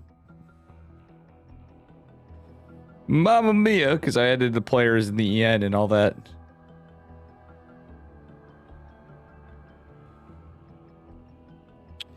Still some fun games today. I think this is well worth. Rather than seeing me, tired Dave, doing bad on the ladder. You already did Omega Ego? Well, thank you. Oh, you did 60 minutes ago. Right on, man. All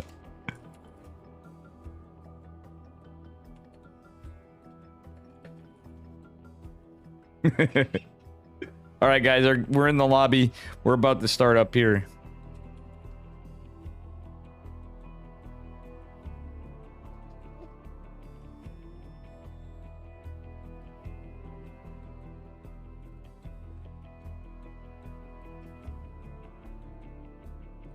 Bad job, Dave.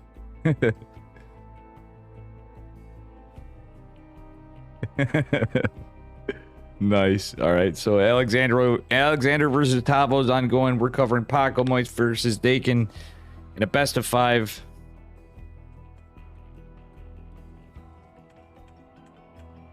I'm gonna say hi to my boy Cosmos too.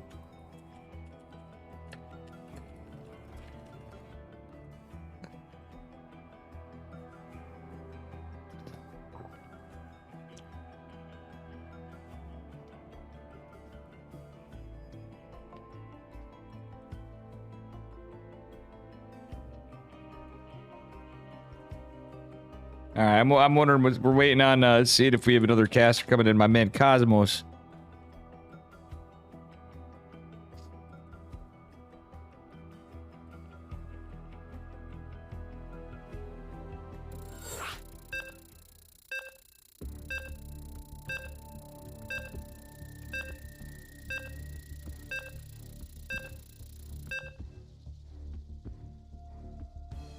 Ah, shit, they're starting.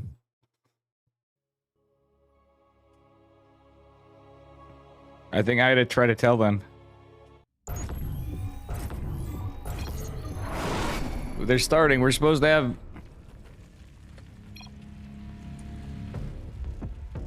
Oh my gosh, hang on, guys. We have a little bit of a problem here. And I have no way to report this. Because we were going to wait for Cosmos.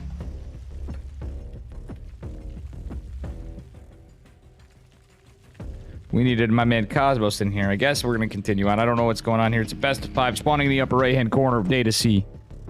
Give it up for Dakin.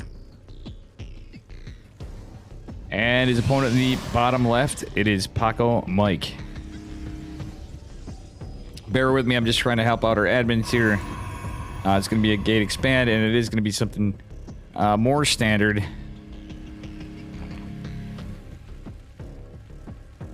From Paco Mike.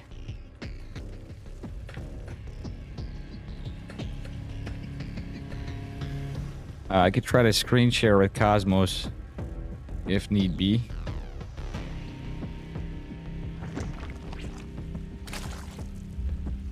We've seen Steadfast and Bailmolf do that. So bear with me, guys. Just a little bit of an issue here. Game paused.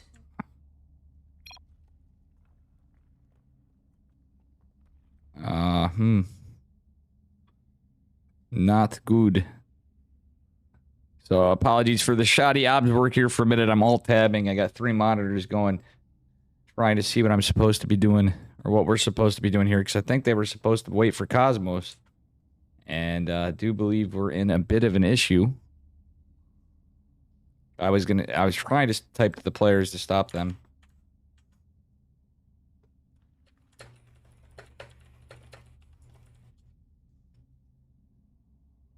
So bear with me. It will be just a momento. There's a pause for some reason. Could have to do with this. If Cosmos needs to get in Discord with me, I will. Hey, welcome Westopoly. How you doing, brother? It's apologies, guys. We were not expecting this. Okay, I guess we're back in the game. Game on! Game on, Pilgrim. Alright.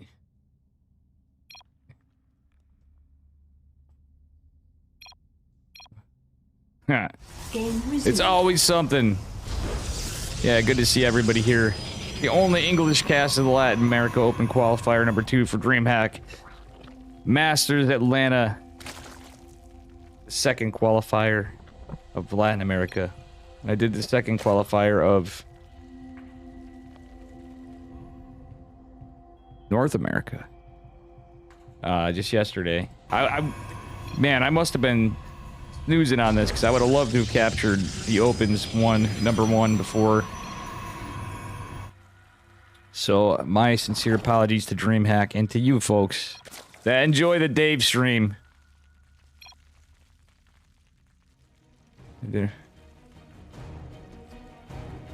I couldn't message.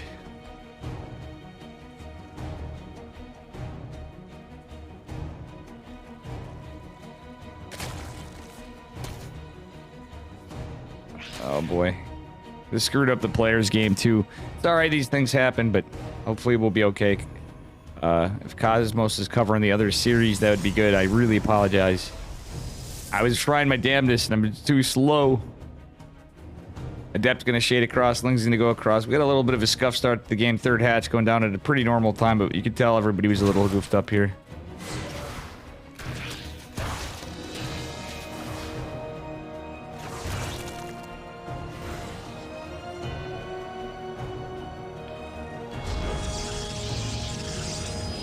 Oh boy.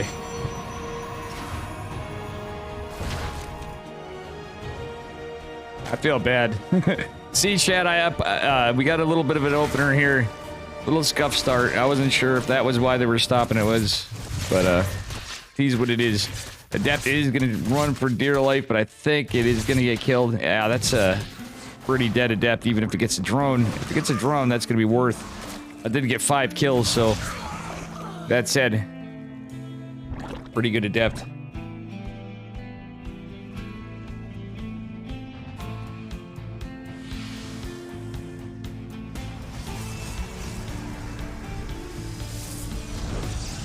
All right.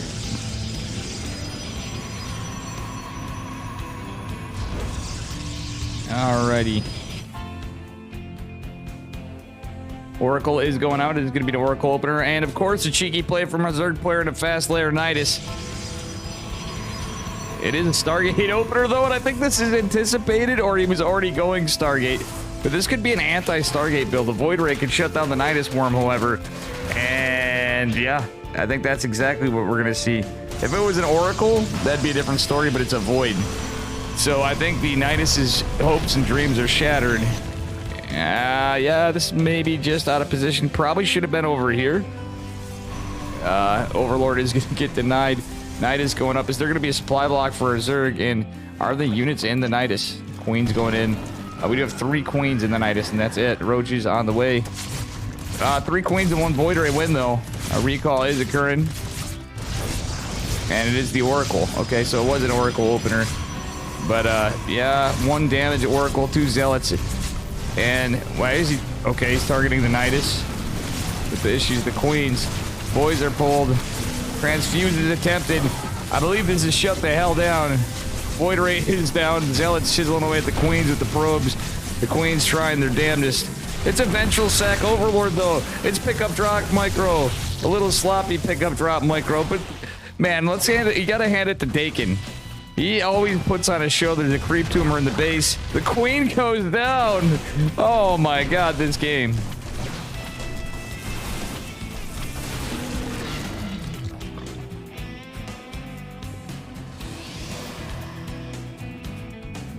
Oh man.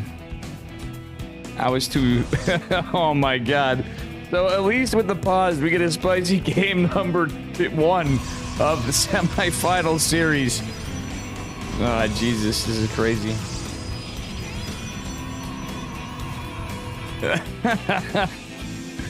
Well, I gotta hand it to Dakin. He's bringing out every Zerg cheese we can think of, practically. And even some that we can't. The Bly of Latin America, folks. Dakin coming hot. But Baco Mike had an interesting yet effective response to this, and I like the fact that he's dropping a lot of gates. I don't like the fact that...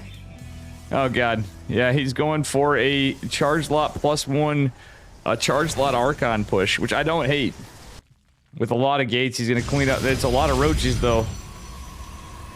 And there is an immortal with this, so that is helpful, so...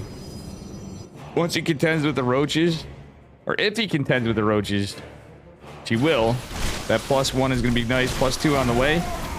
He's just in a fantastic position. And our Zerg player is droning behind this. There's not a darn thing he can do. He looks Omega dead. From my eyes. I don't know about you, chat. There's no glial reconstitution. No upgrades. No nada. Just Queens. And Roach is just now being pumped out of 3 hatches.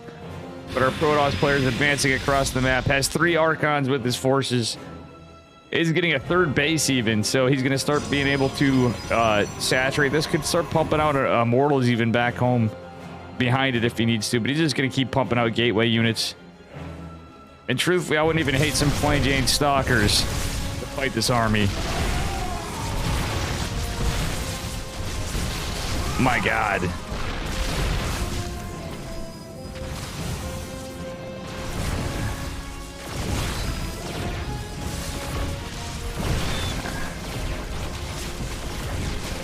GG is called. Paco Mike with the well-deserved carry onto game number 1.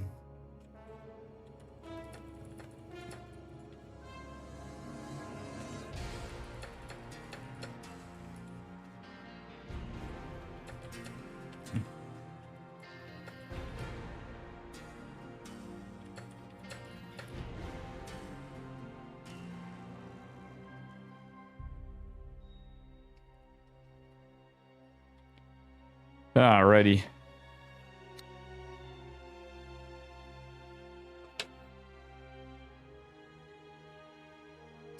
What a crazy... Man, these games are actually really good.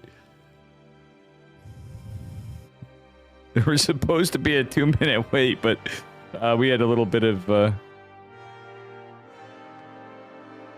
He waited... We needed a few minutes for things to catch up.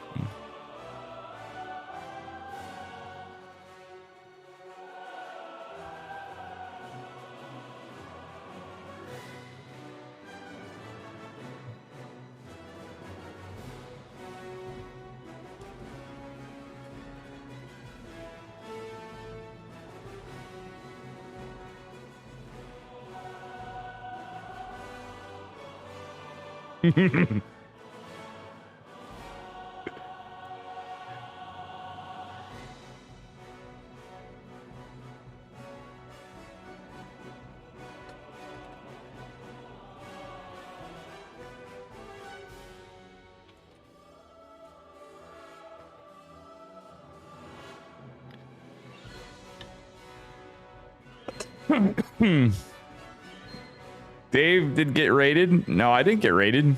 Did I get rated? No, I don't think I got rated.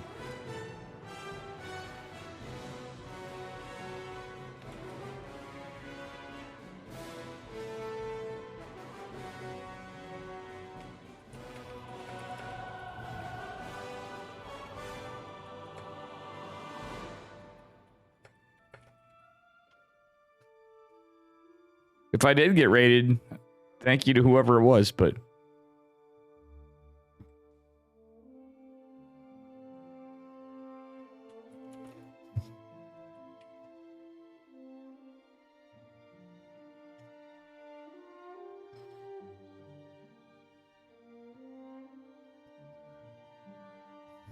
You're what? Con, what up?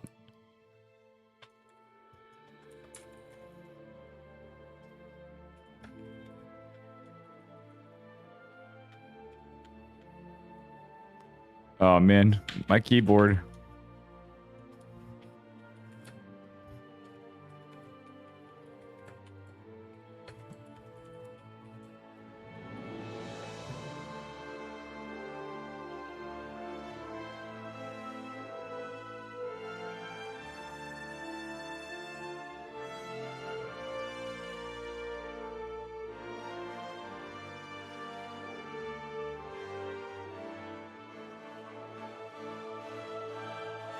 It was my rapist wit and my devilishly good looks. It was for... I'm sorry. We're waiting on this.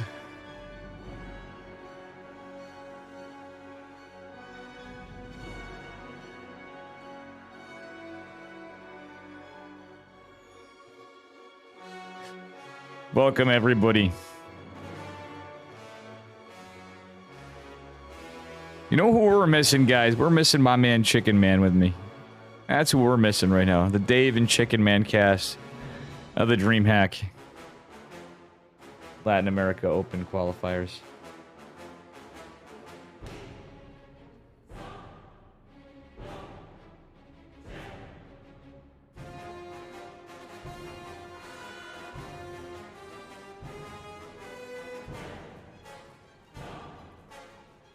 All right.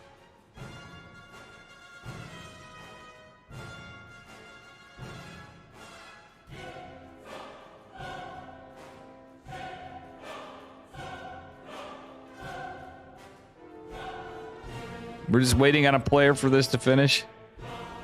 Hopping this Friday night, yeah. I'm only messing with you guys. Con, good to see you though. Fun fact, I actually met Con and Chicken Man.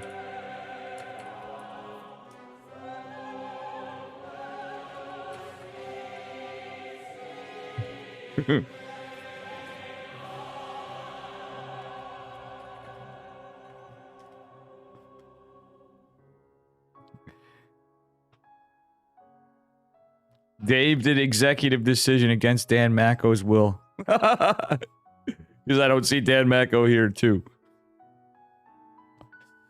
Sorry guys, we're just waiting on this lobby. It's going to be Dakin versus Paco Mike. Game number 2. We had some spicy series, some funny stuff happening.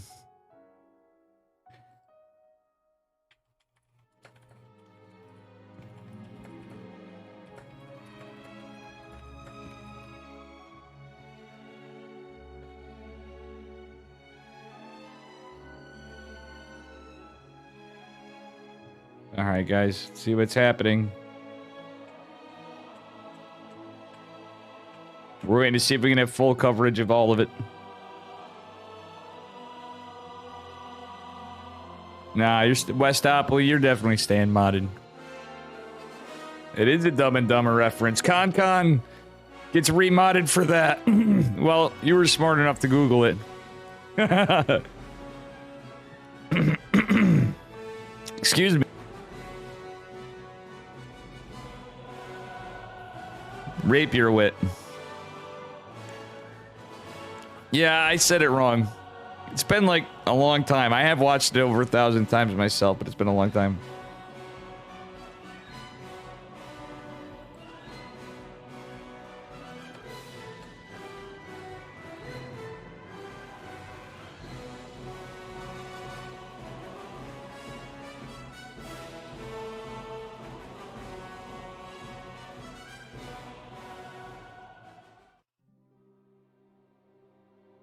Here we are, we finally got this. Oh, dude, that movie was a classic. I'm on my current rewatches.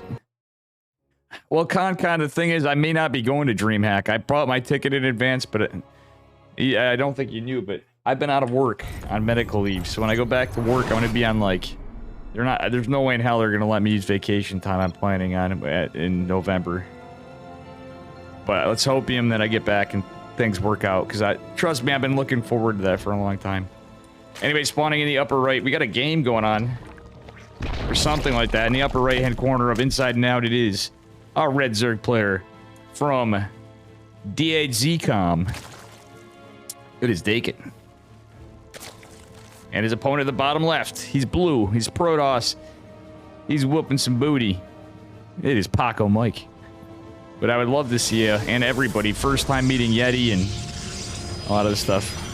What up, Crispy Bacon? All right, guys. We had a lot of time killing right there. We were just waiting. We were trying to get the other players to agree to wait out so we can cast all the semifinals or the qualifying matches. But they are all feeling in a hurry. Protoss is going to scout the drone. Presumably going to take their third, but he's going to find out it's not. See how Paco Mike responds. The drone is going to go all the way across the map for another block, which unfortunately our man Password was tilted enough to sadly leave us hanging in that series. Probe is going to go down to intercept. Potentially get a block on the hatch block. Okay. Gate is going down. Oh, drone going to try to force the hatch wall. Oh. Scuffed wall it is. Cybercore going down from Paco Mike. And that Zealot's going out. I think it's going to be a little bit of a anti-timing for a Zerg player. He's going to get the hatch there. We could have seen a Cybercore cancel, rebuild, and just have Zealots. Truthfully, I wouldn't hate that. Probe is still out on the other side of the map, though. And this is one scuffed wall. Of course.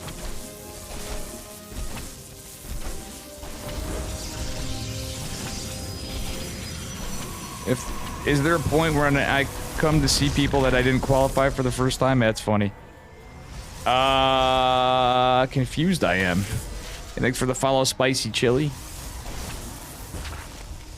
642. I like me some chili, so you're a little bit alright by virtue of that.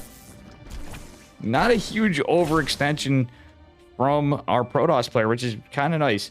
He's going to let that hatch go. A shield battery here in this position would be fantastic after. But he could even take his Nexus, which I think he's trying to... No, he's going to get his gas. He's respected it. I think... we'll see what happens. We'll see what happens here. This is a little interesting. Zealots just chilling here, letting the pylon go down. Okay, now the Zealots are going to go out, be a little more aggressive. Again, we got a battery in the front, but I wouldn't hate a battery in the back. And a Stalker was an interesting choice of unit. But I see why it's going to be a little tankier if the shield battery can come up in time. Zealot's going to help the fight. And are going to go back into the wall. Oh no, he wants to save the Stalker. He's going to save the Stalker. Probe's going to scare this away just for a second, but the hatch is going to pop. There's no shield battery in the back. For Paco Mike, can he do it? Can he still hold? He can still drop one now. I would like to see that, but we are not going to see that for the moment. Stalker going to go chase. This is a Void Ray response. This is pretty interesting. And the Adept is out too. Okay, boys pull and this, but again, that's where the battery comes in. Battery overcharge. Good unit, as they say. But we are not going to see that. Oh, my dear lord.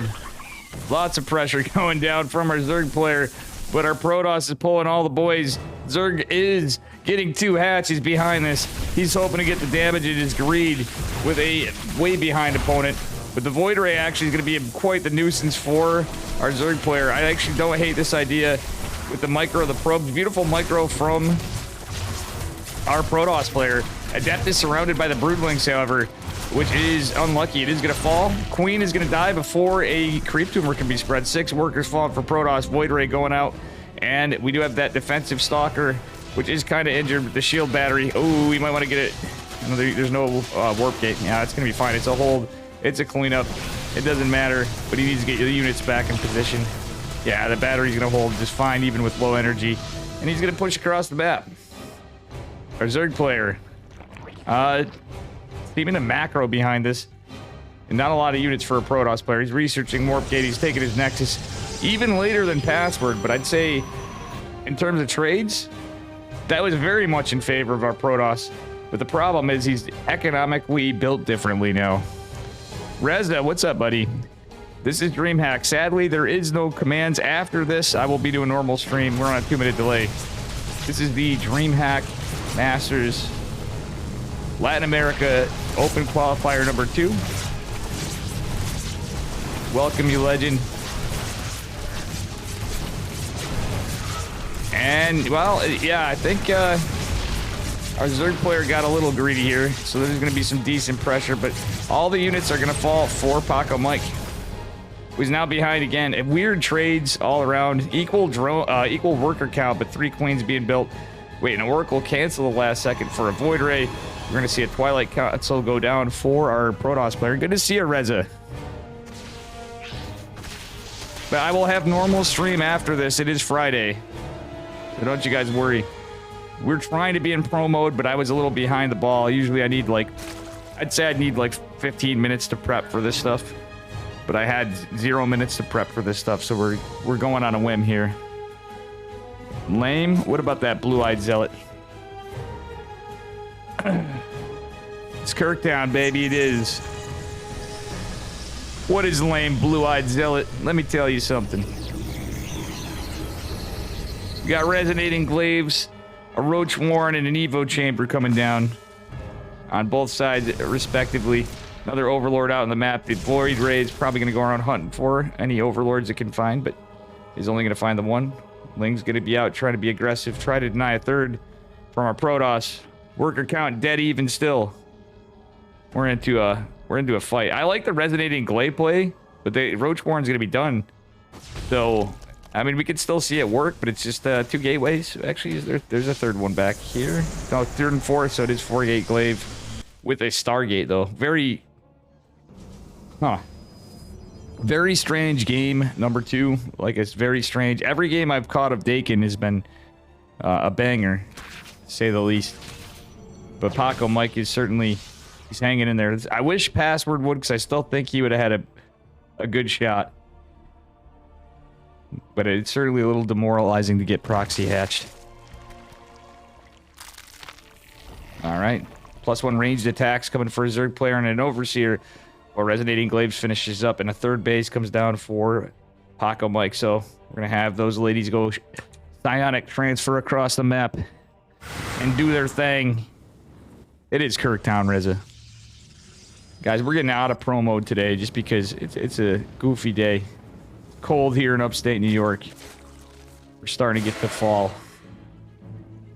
And Dave was even ill prepared for that. Alright, more gas is going down in the forge for our Protoss player. And no real worker kills. Roaches are out. And not a lot right there. We do have more in production. A lot of upgrades. Kind of a really greedy response from Zerg, truthfully. He's trying to tech up. He's hoping, well, if I can get this tech, my units are going to be very good. But Adept's coming into the side. Forcing transfuses. Okay, worker kills are starting to happen. 9 workers falling for Dakin. Paco Mike getting some work done, but he's losing a lot of adepts. Ultimately, though, he traded very well earlier. Just how things went. He's catching a ton of drones. Now he's insanely ahead of drones. Or probes, rather, workers. And, yeah, it's going to be the end of the adepts. Yeah, 26 workers for 12 adepts. Ultimately, it trades out well. We're going into blank with another Void Ray. He is... Actually, using these Void Rays defensively. They can be pretty helpful. 4 adepts shade now. It's not a bad idea because you can go pick off any more workers. Potentially some Ling reinforcements or something. Trying to get worker damage in the back foot. Not a lot to defend. Just a couple Void Rays and some Stalker. Shield battery's not down. It's going to take a lot of micro to fight this. Not a lot of roaches, but that +1 range attack's going to be rough. A Hydra Den on the way. Another problem because Void Rays and Stalkers, it's kind of a bit of a counter, but +1 melee is going to finish in Turum. Adepts on the other side of the map. Yeah, this is going to be cleaning the hell up. Are going to potentially find some damage here. It's only 4, though. They're going to target fire the Spore. Okay. Missed micro over here because he was cleaning up the roaches, but has to be careful because he wants these adepts to do work. And there's just not a lot of income. So, income advantage drastically in favor of Paco Mike. Army supply a little bit ahead of Berserk player. So this is not a lot of a damn economy. It is literally about a 2-to-1 worker lead.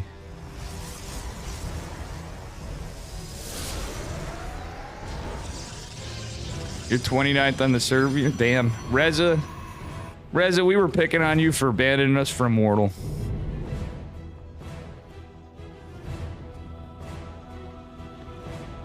All right.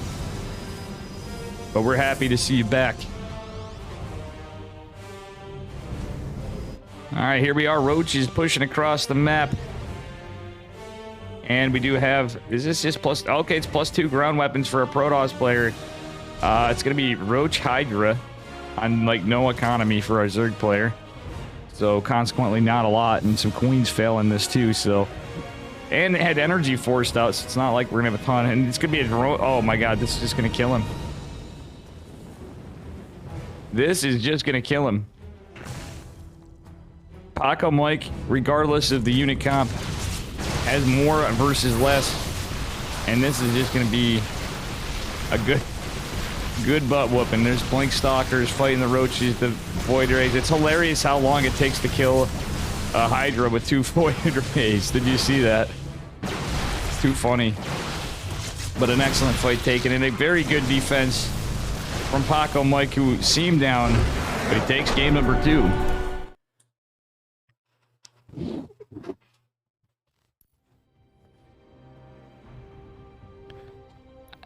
All right. It's spicy game number 2, another proxy hatch game in a row.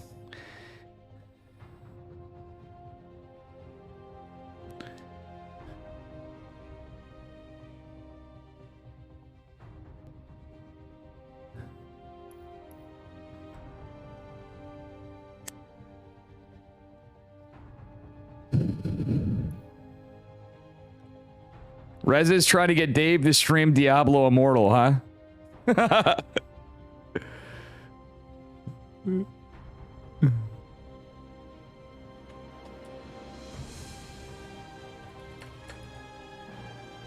I could have been in all this time.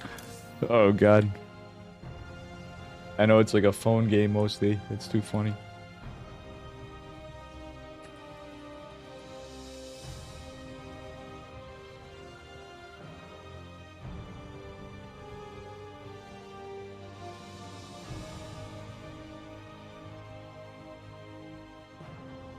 I received a new friend request. Who's that? Oh, it's Cosmos. Nice.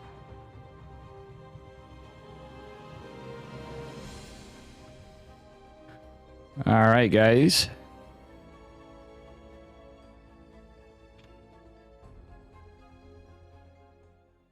On to our game number 3. Is Paco Moist just gonna qualify right here, or are we gonna see Dakin cheese the Protoss his way into this?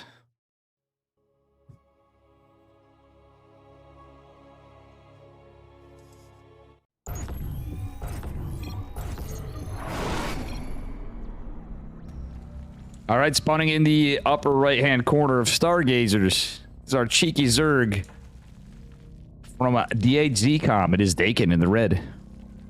And in the upper left, our blue Protoss player.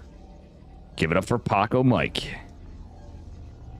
Deflecting the cheese like he is a grater.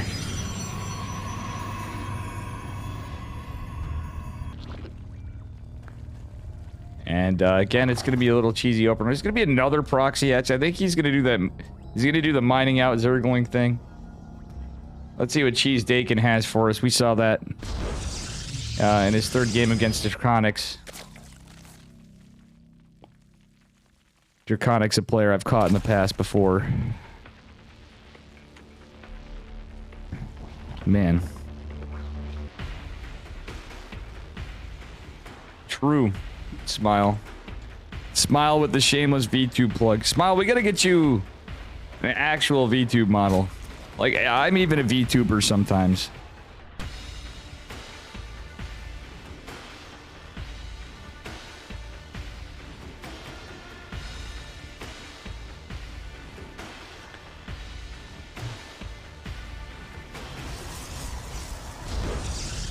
Chat, it's not everybody's leaving now. Like, Dave, oh my god, they actually think I'm gonna do it. I would probably give it a shot. It is exactly as I call it. Dakin doing the drone Polarino, and everything's in the front door for Paco Mike, but he scouts it. It's all gonna be droned out. Wings are out. Drone's coming in hot. He's gonna modify this with the proxy hatch in the back. Full wall in the front. Oop, drone gonna accidentally go into this. He was trying to fight this. Ah, that last drone, he could have used it.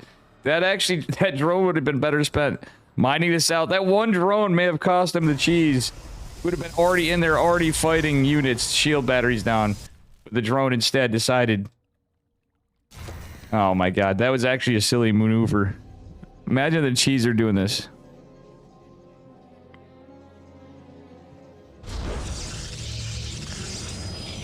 Ah, man, that was a big mistake for our Zerg player.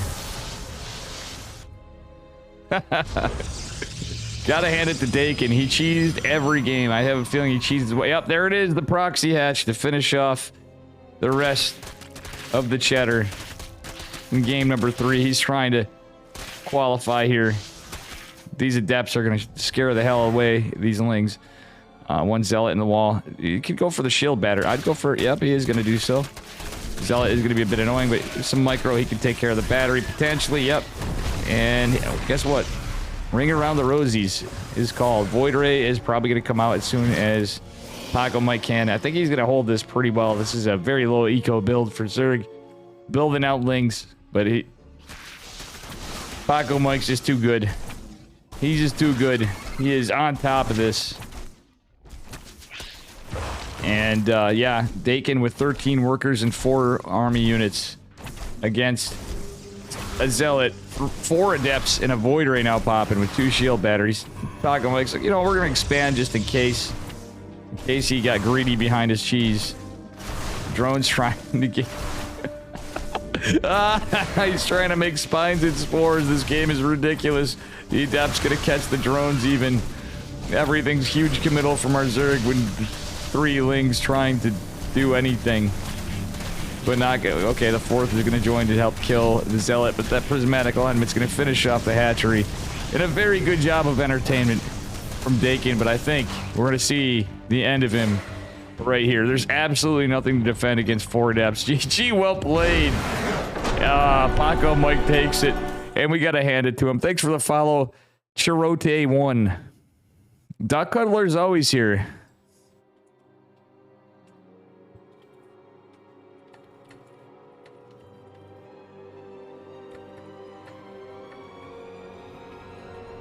And that was our first side of the semifinals.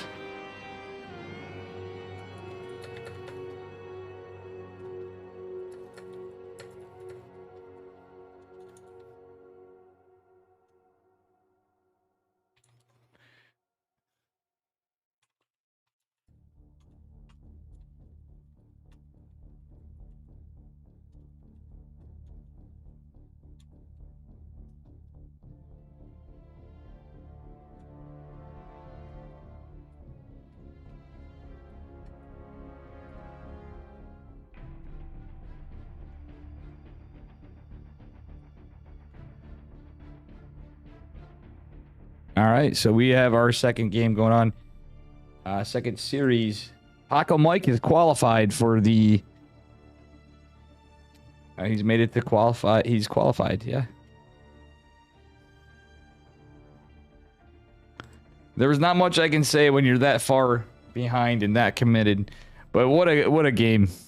I hope you enjoyed that too, Smile.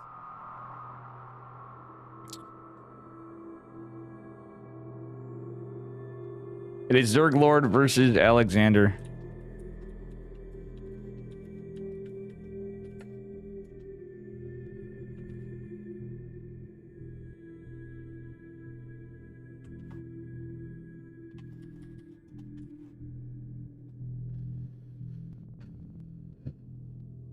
All right. I mean, Cuckler, it will be back. We missed you, Reza. Don't worry, the bot will be back and everything when I end the delay and we get onto the regular stream. This happened on a whim. I didn't realize it was going on today, so I had no planning, no preparations. Kirktown after. In some form of Kirktown anyway.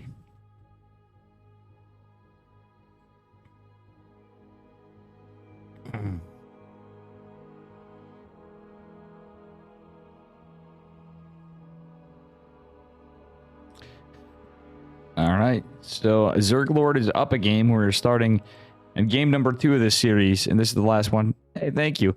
Reza gifting 10 subs. Thank you, you legend. You know, man, I appreciate the shit out of you always, but all you guys. 10 gifted subs from Reza. Sorry that I can't hear it.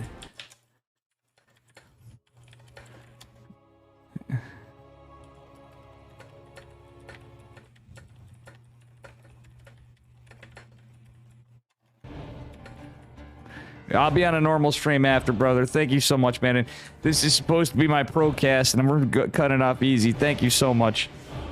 Anyway, best of 5. The Zerglord is up a game, and he is in the upper right-hand corner of Stargazers again.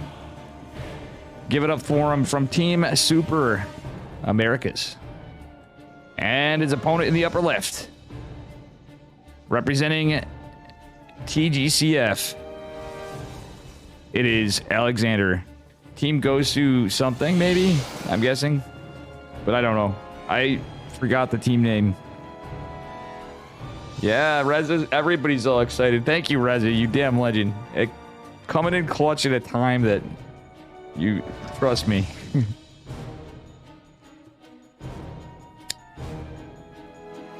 First attempt, Andy. Well, good for you, Smile. All right, so anyway, game starting out. Everything's looking pretty normal. Wait, sound is enabled. Just making sure. I'm all excited, as you guys are.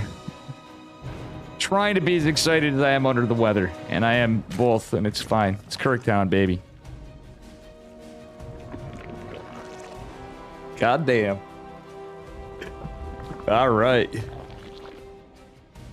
The big battle cruiser is not going to be operational this game in a PVZ. If either of these players figures out how to bring a battle cruiser in this game, hats off to them. They should get like an extra $100 just for figuring that out. In either case. Out of nowhere. Yeah, where's the bracket? Yes, we do have a bracket. It's exclamation mark B to see the bracket of the Latin America Open Qualifiers number 2. I'm going to try to see what times I can do the closed qualifiers next week. And we're going to have all the heavy hitters casting. But I'm looking forward to those. You will see Dave definitely cover some of those. I don't know from there what's going on, but we'll see. Much love to all you guys. All right. That's a pretty late Cybercore. It's a little late Cybercore, I guess. Everything lines up pretty evenly, but felt a little late, but I guess I'm way off today.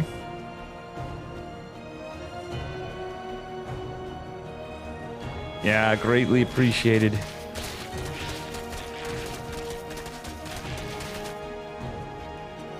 temporarily unemployed and hopefully not future unemployed Dave. Certainly appreciates it. Full-time streamer Dave. All right. Well,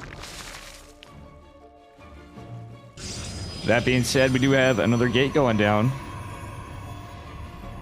And yeah.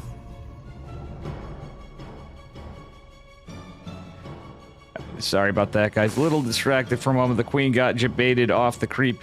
Scare away the depthlings. Gonna go across the map with that metabolic boost. But guess what? Paco Mike's going to take the safer third in the back, it would appear. He's getting a pylon in position just in case of Nidus. Probably scared to death after Dakin, who's done like every Zerg cheese in the book, practically. Hey, Crispy Gate Bacon, thank you so much for the Prime sub. That's all you missed, Reza. That's all you missed. We have other commands when you come back and other things that you've missed out when I have regular stream. Anyway, we're supposed to be talking about the game here. It's my job, I guess. Something like that. Roach Warren going down. Got our third hatch for a Zerg player. We're looking at pretty even Stevens on drones, but it looks like our Protoss player's not in a hurry to get his third. He's not going to take that third. He is going for Blink and 4 more gates. This looks actually very more committed. Knowing Paco Mike, he could take a base behind it, but he's going for a Blink Stalker. This may be an all-in. This is looking kind of all-in from our Protoss player. Overlord will not scout. Everything may have an idea what's going on. There's another one coming out. And the Zelnaga Watchtower... Oh, actually, Zerglord has fantastic vision everywhere our Protoss player is going. So this War Prism is 100% scouted. Just barely by the Zelnaga Watchtower. The Blink Stalkers are scouted as well. 2 pylons going down. This is pretty much an all-in from our Protoss player. He's getting spines. He's got his roaches pumping out. Third base taken down at the, we'll say 3 o'clock-ish position base. We'll call it 4 o'clock. All right. Beautiful push out army supply looking in favor of the Zerglord. I said Paco Mike. It's Alexander. Oh my goodness, Dave. Yeah, you did not correct me. I keep saying this. You can tell I'm not feeling the greatest today. Oh, man. Too funny. These are some injured stalkers. They're going to do their best to fight into the queens and the roaches. Queens getting transfused as force left and right, but the stalkers are blinking back, taking a beating. But the queens starting to run out of transfuse energy. We're going to see blinks on top of them. Things getting sniped, but that spine is going to be a problem as all this continues. Can our Protoss player continue the assault? There's more roaches popping. There's boys pulled. That's the problem with stalkers, though. Drones become a problem. Speedlings was definitely a good idea here for our Zerg player. But Paco Mike, or Alexander, Jesus Christ, I've never done this in a whole series in my thousands of games I've casted of StarCraft 2 through the entire game. But we'll get the hang of it. Man, the Zerglord's putting up a hell of a fight, but I just don't think he's gonna. Yeah, I don't think he's gonna trade out as well. Our Protoss player starting to dip on it into this, jumping on the Roach Warren. Yeah, 100% all in. Another pylon going on behind this. Back home for our Protoss player, but there's not much to look at behind this. Another Roach Warren being dropped in the natural by our Zerg. Not a lot of transfuse left. More roaches being pumped out. And there's a lot of economy still going on, though. Our Protoss player hasn't been able to really get into the economy yet, and Speedlings are going to start getting popped because the roaches are going down. We're going to see some drones starting to be pulled, more going down, and get sniped. That's lost mining time right there. So now it's going to start mattering a little more for our Zerg player. Roach warning to come back, but 2 Overlords going down is a bit of a problem. Supply freeing up because drones are falling, 7 drones dropping. They're even on workers. Somehow, some way, I wouldn't have hated long-distance mining from Alexander, but Alexander's coming in hot. GV is called, and he takes game number 2 off the Zerglord. Thank you so much for the sub Crispy Bacon again, and Reza again, Nazaro Bari for the 10 gifted subs. Goddamn legends.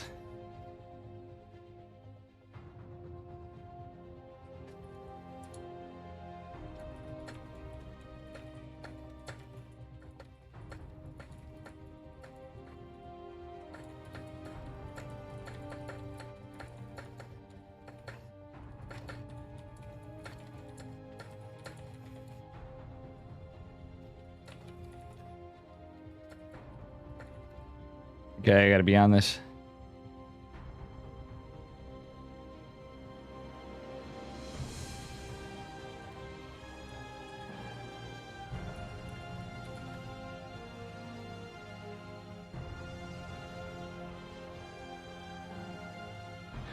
Hey, we got a prediction up finally. It's a best of 5, but we're just gonna pretend it's a best of... If you bet, just keep this up, it's a best of 5, but... Oh... We're gonna have all the commands and stuff after, too. And my god, am I really, really pale. That is too...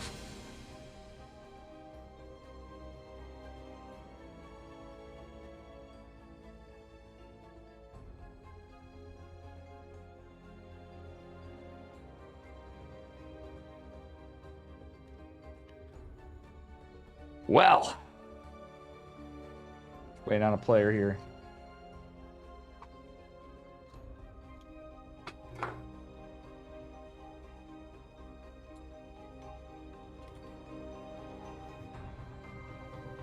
And immediately after this, I'll be losing the delay, so.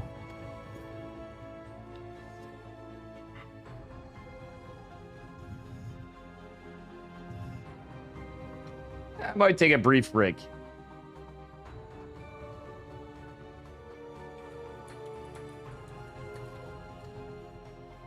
So we may raid out after. I might just lose the delay. We added the delay at the last minute, so the Peruvian takeover. Mr. Smile Llama.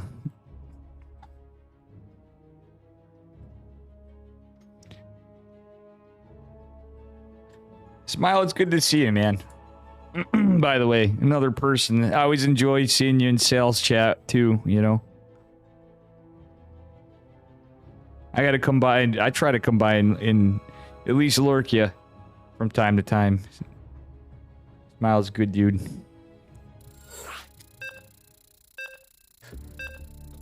Alright, kids. Moving on to game number 3. Score is 1-1. See who takes it. Let's see who takes it. We have at least 2 more games. Or are we going to go to game number 5? We shall see. In this series. Anyway, spawning in the bottom left-hand corner of Inside and Out. It's our red Zerg player, the Zerg Lord. From Team Super. And his opponent in the upper right. Give it up for Alexander in the blue from TGCF. Very cool stuff. DreamHack meets Kirktown. True. This is my second one. I'm the only English caster, Yeti, in chat. For tonight. So this is pretty funny. We've had some great games. Dakin cheesing his way in. Tilting poor password. Getting spanked by Paco Mike. And congratulations to him, but super thanks to Dakin for putting on a good show. Yeah, should be good. Guys, yeah, appreciate the turnout tonight as well. People are like, Dave, did you get raided? No, I did not. This is just going on. Alright, we're getting a little probe harass. Yeti, I have a funny story of TBT for you after, too, in chat. We might have Kirktown on stream for a little bit of it after, just a bit. But Dave has to remember to eat, too, somewhere in here. I forgot about that.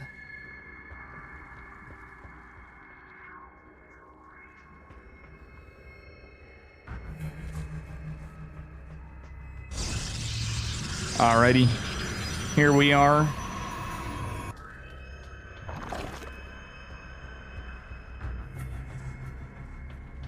Double Queen, 4-ling opener. Pretty standard opener from the Zerglord and our Protoss player. Curious to see if he is... Wait, he went for soccer, then canceled. I wonder if we're going to see something like the hero build out of Alexander. But that was a very cool game number 1. He decided to go for a 2-base all-in with Blink Stalker play. And a good map for that, truthfully, but those guys opened on standard bases, which was even more interesting. Because you don't always see that. It's going to be double Adept Stargate opener. Okay, so this could be the hero build because he's got Warp Gate coming. But we'll see. Could be Stargate play. Could be a cheeky Void Ray into Resonating Glaives. Be a lot of things. Zerg player playing pretty standard, though, so far. And, of course, going to be reactive to Mr. Protoss, man. 3rd Adept coming. Interestingly enough. All right, Oracle going to come out at a standard. Right on to money time. And another Adept. Okay, so we're not going to see... Okay, just... He's going out with some Adept pressure. I kind of like when you do this, it still could be something based off the hero build, but these Adepts... I don't like when you throw them away like that, but guess what? He saves them. One does take a lot of injury, so they're going to be able to help secure the 3rd base. And, well, I guess they definitely forced some lost mining time for our Zerg player. We're going to see that quick 3rd, as is meta, still, from Alexander. Going into his 2nd Oracle. Okay, and then we're going to see the Nexus. It's just a little earlier. I'm the future president, so true. So, guys, I do gotta say, if we love it here in sales chat, do you guys hate it here in Dave's chat?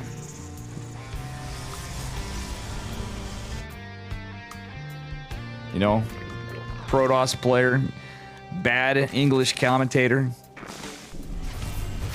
somebody who's too old to be Twitch streaming as much as I do. What's the meme of the Dave stream here now? DreamHack people. Pog Squirrel base.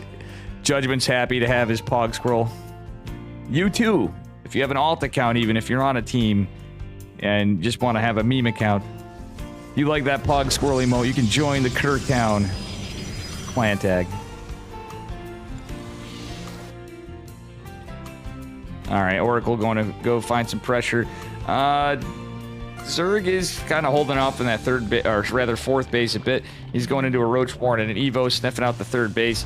Not a bad decision. He's not being extra greedy for his 4th, but he should be taking it soon. It's only going to be a 2 Oracle build, so he's going right into Blinking +1 a little faster on the Protoss side. Our Zerg player is going to be in decent position to defend these Oracles in his 3rd. His main, actually, as well. He's got to Spore him 2 Queens. Spore's a little further back, however, so... Oracle's just getting a rev tag, but I think he forced a little bit of a reaction. Layers about to pop here, too, so we should see +1 and Glial Reconstitution coming pretty soon from our Zerg player. 4th hatch is now going down. Oracle's not really pressuring on that side. They've taken a lot of damage. I like that cheeky Ling placement. He's scouting for the quick 4th from our Protoss, and funnily enough, it's almost like... Alexander is like not seeing it. It's on his minimap, but it's how it's hidden. That is so cheeky from the Zerg Lord. Like, hello? Let's all take notes on this beautifully placed Zergling, okay? That's actually Giga Chad.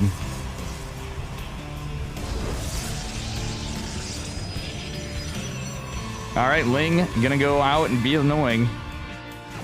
And we got some Adepts, you know. Nah, I like it here. It's comfy. Beautiful. Alright.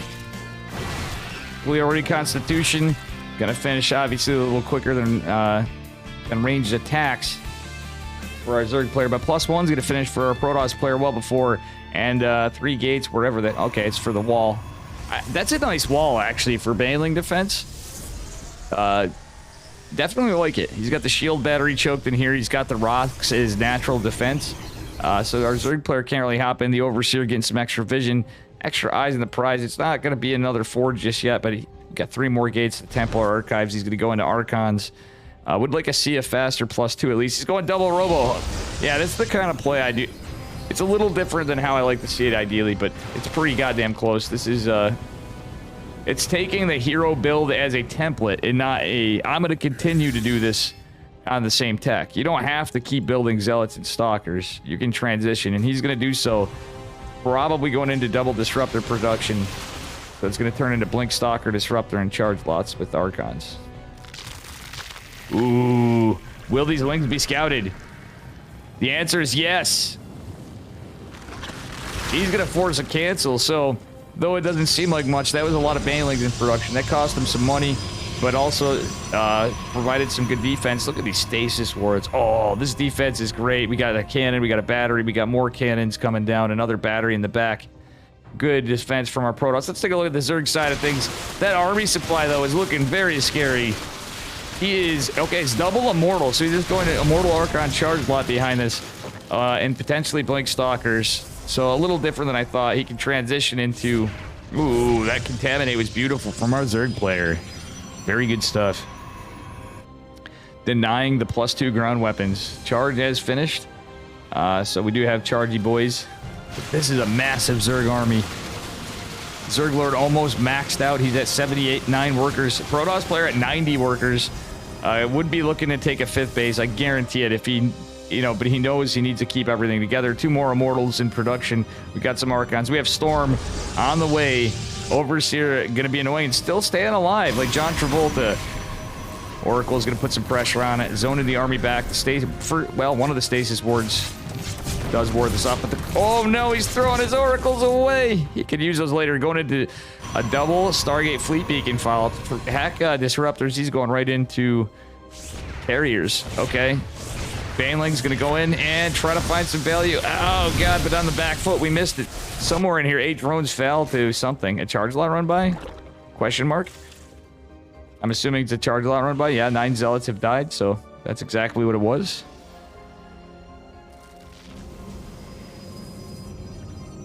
Guys, I feel a little bad. Latin America cheerers. This is was a last-minute decision to go on this. Those storms dropped. Oh, he could have got the Banelings. The Banes are going to come in. The Bane Pain train. Hurting the Protoss. But he does have a lot of Immortals to tank the next Banelings coming in potentially as their target fired down. All the probes falling, but he still has 59. He still has 4 bases. He's going to ultimately clean this up. And the Queen's not target firing the Warp Prism, which is badly injured. Like, wow. Okay. Let's take a look at the trades there. Still in favor of our Protoss, but that's a lot of the economy. Shouldn't matter too much because he saved a lot of his army. The army supply looking pretty even. It's a lot of Immortals, but we're going to probably see this big Ling reinforcement army of the army coming out. +1 air weapons coming for Protoss. It doesn't have the economy for the carriers. I think I would have rather seen a Disruptor transition here, truthfully. He went double Robo. He got a little ahead of himself, I feel like. He's going to lose a lot of these Immortals. Ooh, Corrosive Bile even taking some damage. Or giving some damage to the Warp Prism, rather. We do have 4 base saturation again for a Protoss, more or less. Would be more if we fixed their saturation, but that's okay. To quote Ghost, nothing we could do better here, right? I'm just kidding. He's playing fantastically. Alexander's doing a great job. The Zerg Lord as well. And the 9 o'clock position base is taken from our Zerg player as he goes to take 6 o'clock again. So he did lose that in all this action. Dave's just kind of losing his mind as we go along tonight.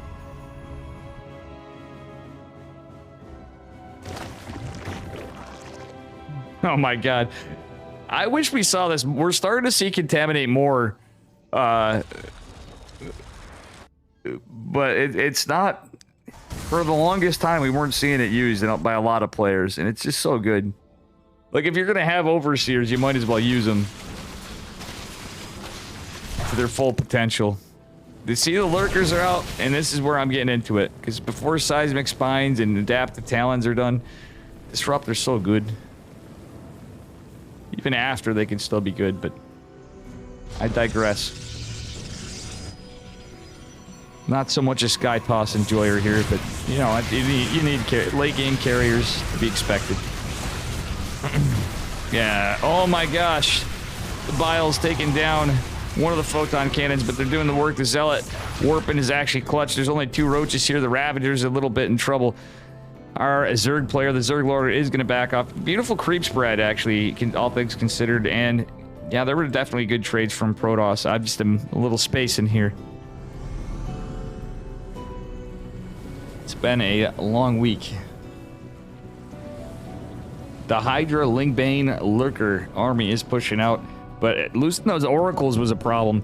I think this might be a misstep from our Protoss player. Does he have any detection? Yeah, he does have his observers, but his whole army's clumped together. Lurkers are going to jump on his 4th base.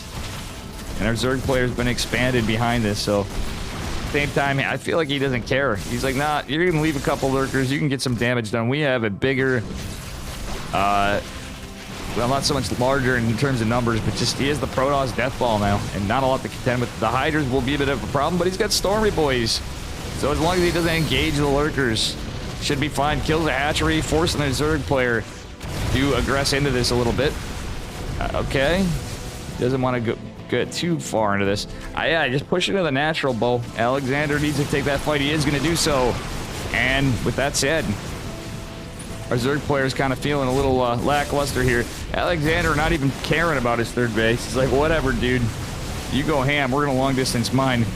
And you're going to be too busy worrying about what's at your front doorstep. Speaking of front doorstep,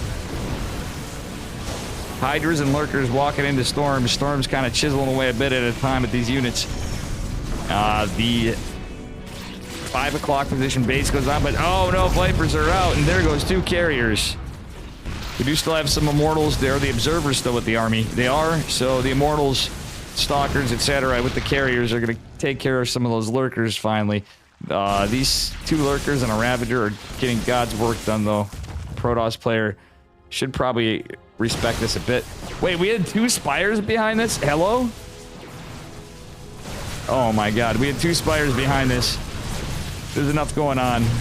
And usually I'm a little quicker to the draw, but again, we had a little bit of a rough day here, so all this is going to be cleaned up at the 9 o'clock position base for Zerg.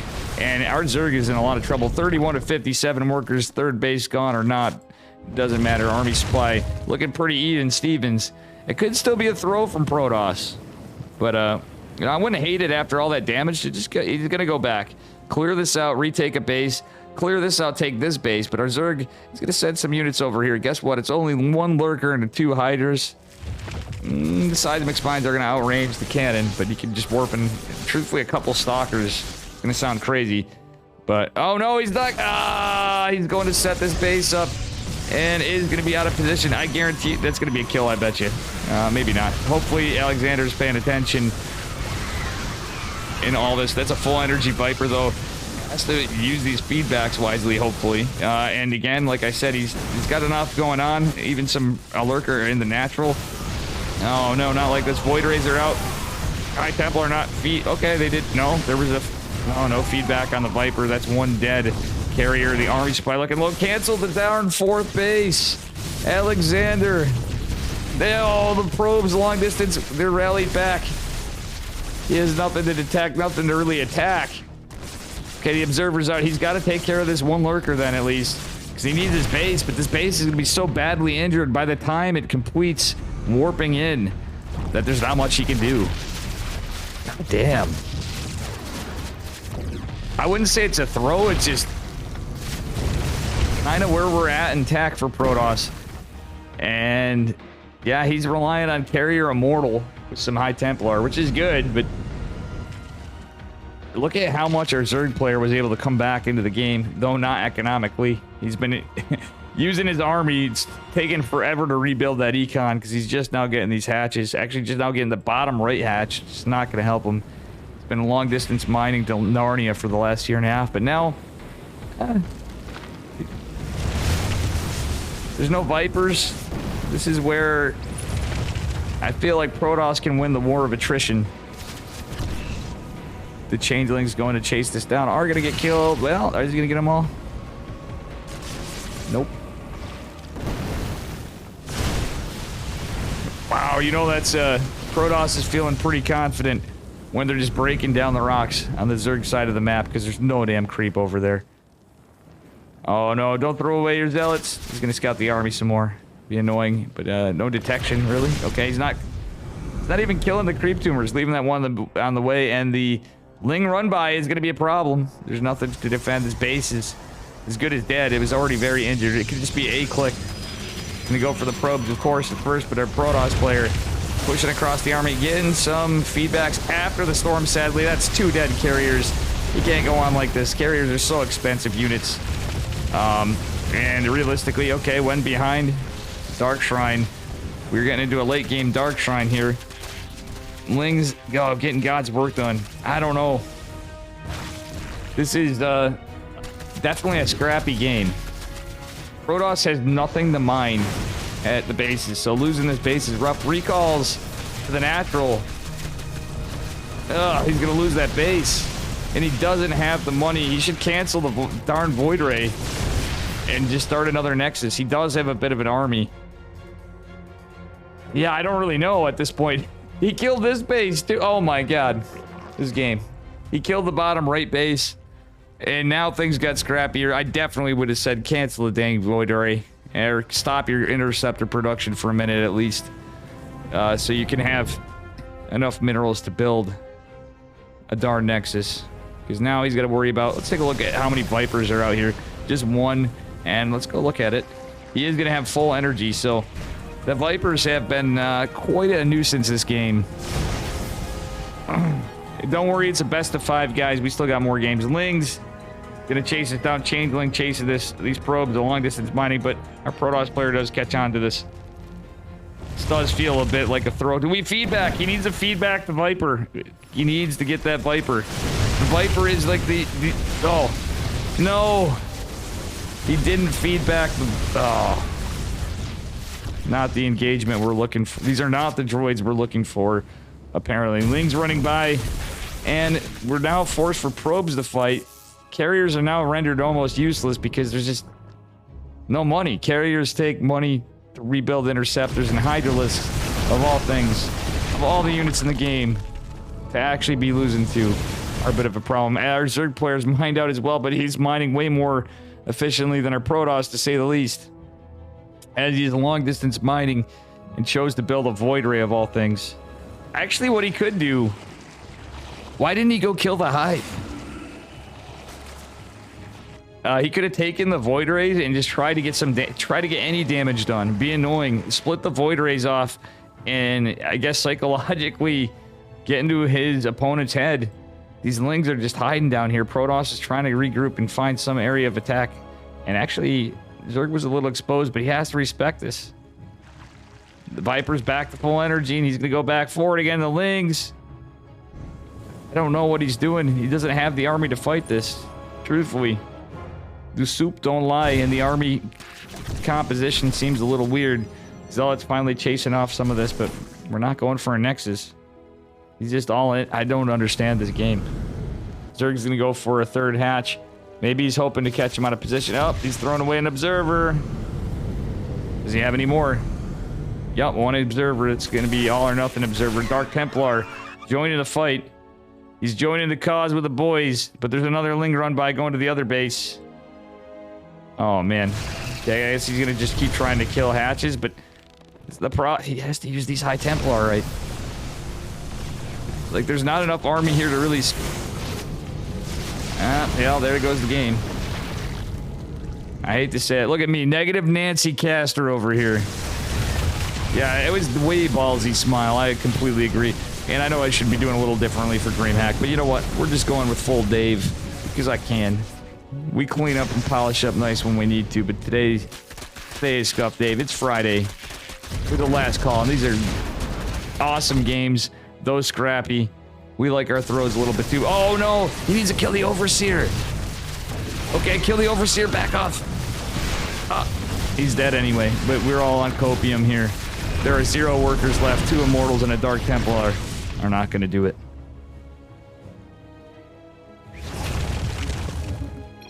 GG. Very sad loss of game number 3. The Zerg Lord is up 2-1. In a very scrappy series.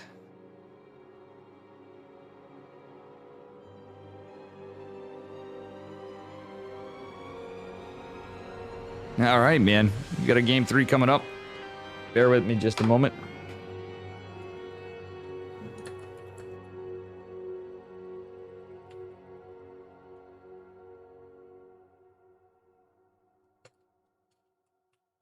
Okay, I need a moment. Bear with me.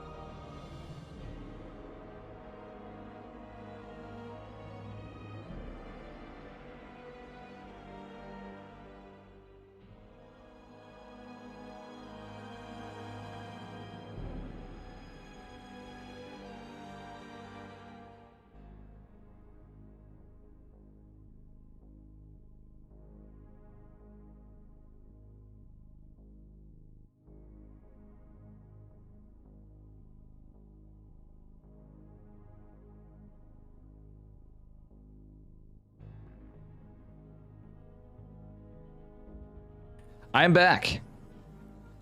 Good to see everybody. Good to see Reza back, too. I just shoot you a message.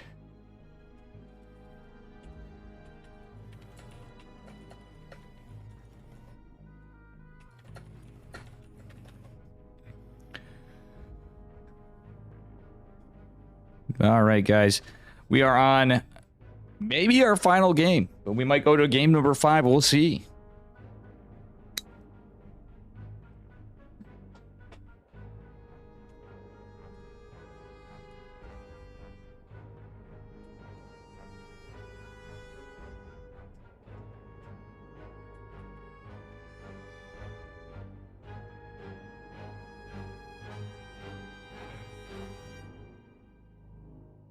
All right, guys, here we are.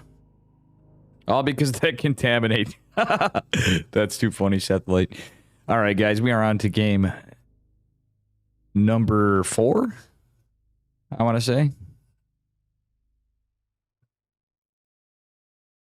I don't know. It's game number 4, I'm pretty sure.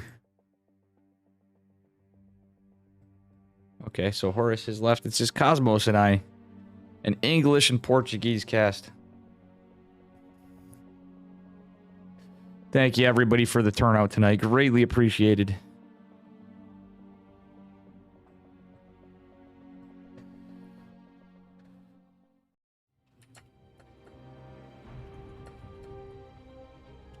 Wow, sorry, guys. I'm actually trying to work some stuff out of my keyboard. I might take a bit after of a break.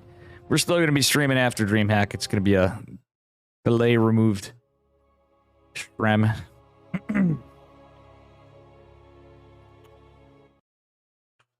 And here we are on to our 4th game. Potentially the winner of the series if he takes this game. In the upper left-hand corner, representing Team Super, it is the Zerg Lord in the red. And his opponent in the bottom right, from TGCF, it is Alexander in the blue, our Protoss player. Can he come back and win 2 more games to qualify? Only 2 people qualify in the Latin America qualifiers. Yesterday we did cover a lot of the Americas. It was good times. The North Americas, sorry about that. This is Latin America, so Central and South. And yeah, good stuff.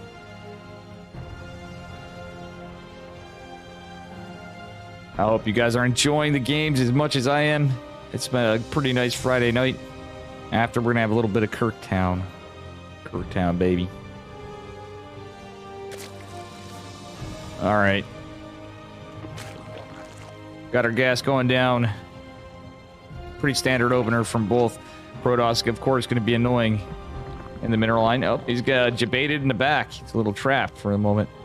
Isn't going to be that pestilent because of it. We have our 20 Nexus, 20 core. 21 core. Everything lines up pretty nice for both players.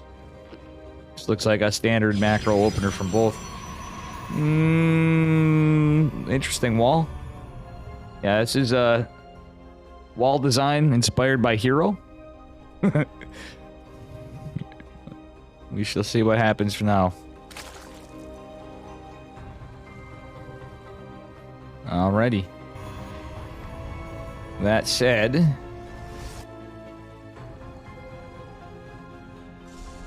V are going into a macro game. Are we going to see a Stargate opener? Are we going to see a Twilight? Are we going to see DT Archon? Are we going to see something cheeky out of our Zerg player? And of course, my internet is going to act up again. Sorry about that, folks. I'm curious to see what kind of game. It's going to be a Stargate opener again from Protoss. Scuffed wall as well.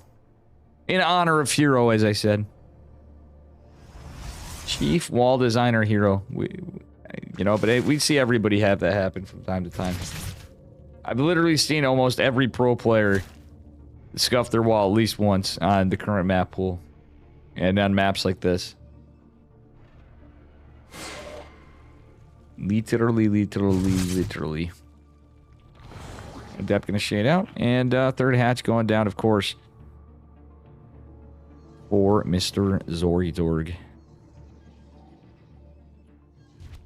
I like this. He's not overcommitting with the Adept. Game number 3, actually. The game we just watched. He was getting a little too brazen with his units, I think. And I'd like to see him play a little safer.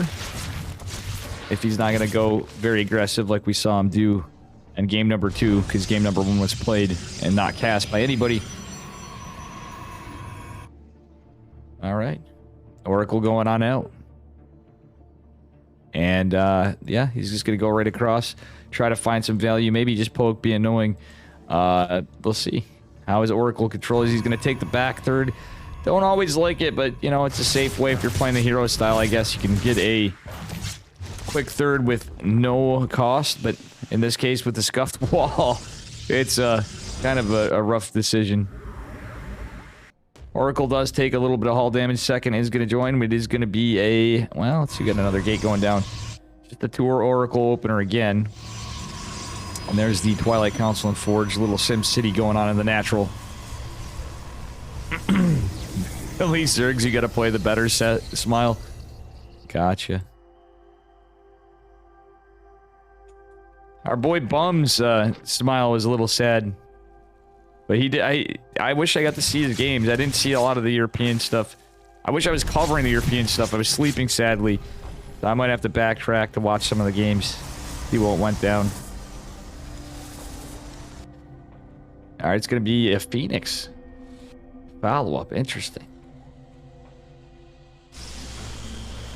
Maybe Mind Games. He's going into Charred +1.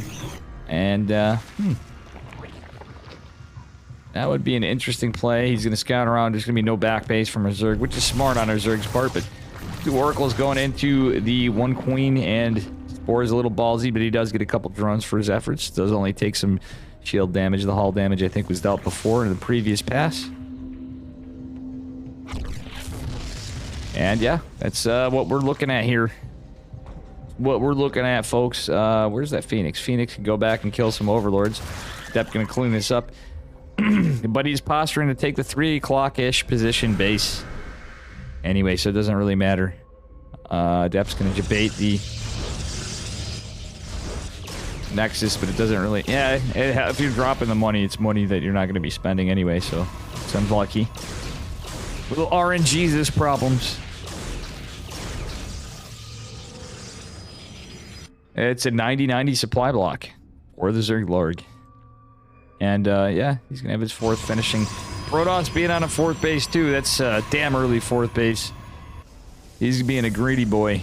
And he's going to have +1 finishing ahead of his Zerg with charge. Not a blink opener against Roaches. Does get the active creep tumor at the 4th base location, forcing the queens to drop. Gonna drop a couple just in case. Phoenix just being annoying to get some vision on the other side. I love this play out of Alexander. Does he go deny some Overlord scouting? This is actually very greedy, obviously, from our Protoss player, but he's trying to play as safe as he can, but now that the Overlord's out, our Zerg player's gonna scout it. And he's just pumping out units. He's throwing in a little bit, but he's starting to pump out more and more units. The range attacks and the glial reconstitution finishing up is going to be a bit of a problem. Double immortal production again from Alexander. Like, just hear me out. Spire going down behind this. I really wouldn't hate. Really would not hate that Robo Bay. But we'll see if he goes mutas. There is a possibility of mutas, and it is a charge opener. We don't see blink on the way immediately, and that could be a great read from the Zerg Lord, or just, well, it could be a build order counter if not. We do have some static around, well, not in the back base yet. Zerg army is going to back off. I don't believe you saw the stasis boards. Yeah, one was tripped. Huh? One deactivated. Not a lot of units here to defend. Did he cancel one of the gates? Cancel that gate to the side. Oh, gets a little bit of a stasis ward. And oracles are not going to go down. Actually, no units ate the bile. That was pretty good for Alexander. Alexander killing a changeling with 2 immortals. Zerg is going to reposition as these units come out of stasis. There's no shield battery at the north side. Okay, and one Ling does go down. Zerg's going to regroup and take a concave. Oh, yeah, it's a tough call, I guess. The Oracle is going to be annoying and get him out of position. But our Protoss player does have eyes on this army, and he's mustering up a bigger traverse of a lot. I mean, a goddamn lot of immortals. But look at this. There's so many Lings. Chargy boys are trying to come in. Adept trying for with their dear life to block this off, but is unable to. The Lings are coming in all directions. Archons trying to fight this. The Immortals pushing across the map. The run by getting more than it should. The shield battery actually helping. +1 flyer attacks, and there it is. I called it, boys and girls. Fleet beacon's not the way. I would have rather seen Blink. Well, it's going to be mutas. Our Protoss player is basically going to have to, well, with no information on it, and sadly, he has the tools. You could get into Phoenix production. That would be probably the best case scenario right now. Does he have any remaining immortals? He has one, or Archon rather.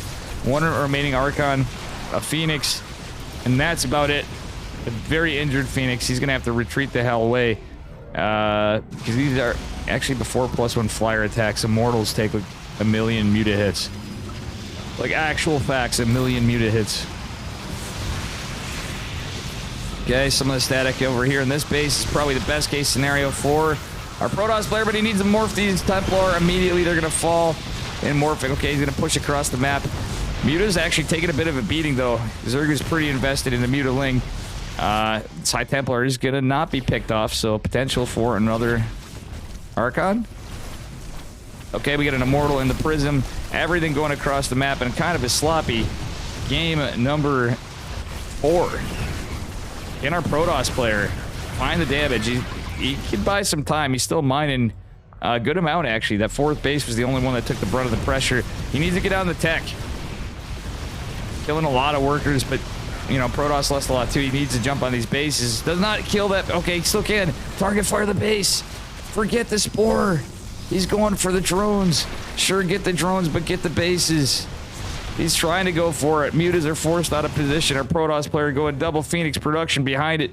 Would like to see ranged attacks being researched just because of the state of the game. The Roach Warren fell. We did have 1 hatch getting lost. 30 workers down for our Zerg, who's actually way behind economically. So I think Phoenixes and Zealots could just win this, honestly. He could even go to Archons if he had the gas, but he's going to let the Zerg get in again.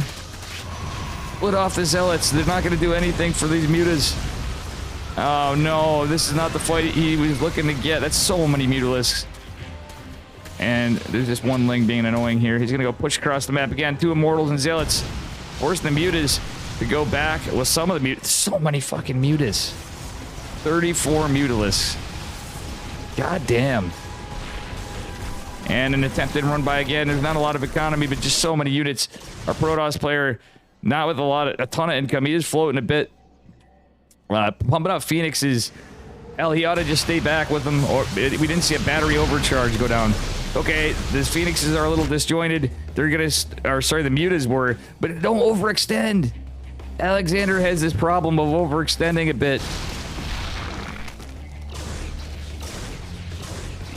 Yeah, he's gonna get caught off guard, and the splash damage of the mutas is gonna be too much. There's so many mutas, it's just a huge army supply advantage for the Zerg Lord, who's now mustering up more economy. The Ling run bys are what did him in even more, I feel like, because he could have got other units in. Even just getting regular old stalkers in the mix too, I wouldn't hate anything. Do we have a battery overcharge? He's not fun. He had a moment to win that small fight on the side and decrease the muta count, which was his best play, just now going into ranged attacks. Or sorry, anion pulse crystals for our Phoenixes. Double hatch going down for our Zerg player. All right, Zealots are going to try to go through. Oh, they're going to be scouted by the mutas, but the mutas are chasing down the Phoenixes to all corners of the map, split everywhere. There's so many mutalisks this game. This is a wild one. Okay, Alexander ahead on probes, but not really going to help him. I think he's just thinking the only tools he has are Phoenixes. He's waiting for the anion pulse crystal to come in, but he's catching more and more workers. 22 workers for our Zerg player. If he just holds and buys time, like, I get it, but he had other options. Does he have +2 ground weapons? He does. That's where, like I said, he does have enough of a Phoenix count, or even maybe just substituting some Zealots and Phoenixes for a couple Stalkers in there. And forcing the Zerg to fight into your static would be the way, but I think he might just win this. Yeah, the range. Oh, he's just gonna win this. We're gonna have a game number 5, folks. I'm pretty confident of this. Look at the supply, do not lie, folks. Our Protoss player has done it. And it looks like we're gonna have a game number 5 eventually. All these overlords getting sniped. The Manor Lord snipe. GG. It was a wash. I blasted my bracket very one-sidedly. Smile, I'd still like to see your games. Just to support a buddy.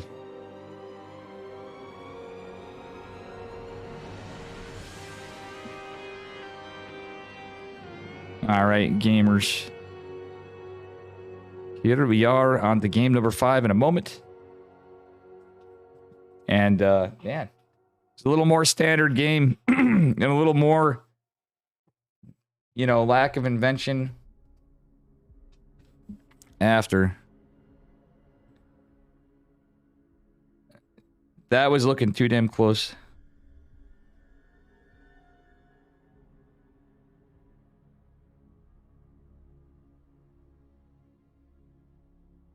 My girlfriend called me Dave Vampire. That's how bad things have gotten. Oops, wrong vampire. I almost said a girl vampire.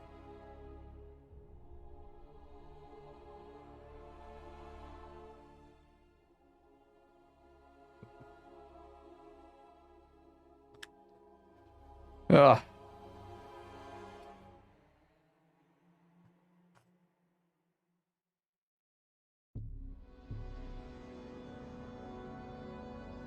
I'm gonna message my boy Reza because he came in with the 10 gifted. Let him know that we're gonna have regular Kirk down because he's back to Diablo.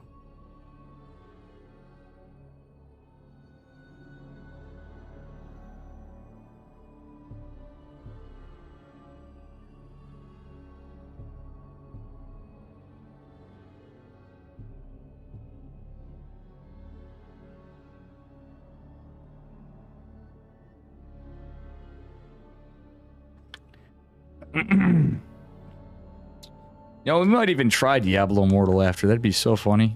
Just so I can get memed on. I hear some chat liking it. I'm curious to see how Dave does as one of those game kind of streamers, huh?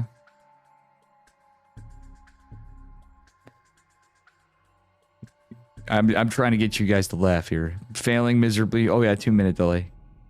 Yeah, you weren't kidding. There was a lot of flow, but He was so invested in the mutas and just, very, very rough stuff.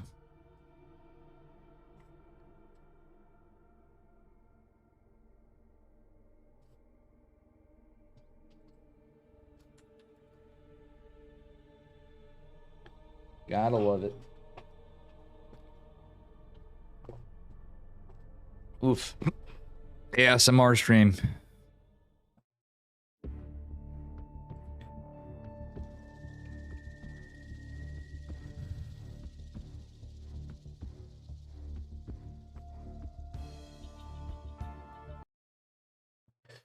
And here we are.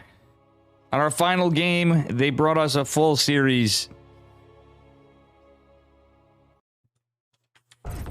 Let's heckin' go, chat. Let's go for it. Our 2 players now tied on match point. Winner qualifies. Spawning in the bottom left-hand corner of Waterfall. Representing Team Super again, it is the Zerg Lord in the red. And his opponent in the upper right. In the blue, get up for TGCFs. Alexander. Mr. Protoss. Alexander the Protoss. I'm missing the Dakin games. I want to see a cheese versus a cheese, but we're not going to see it. For Spicy Game 5 plot twist ending.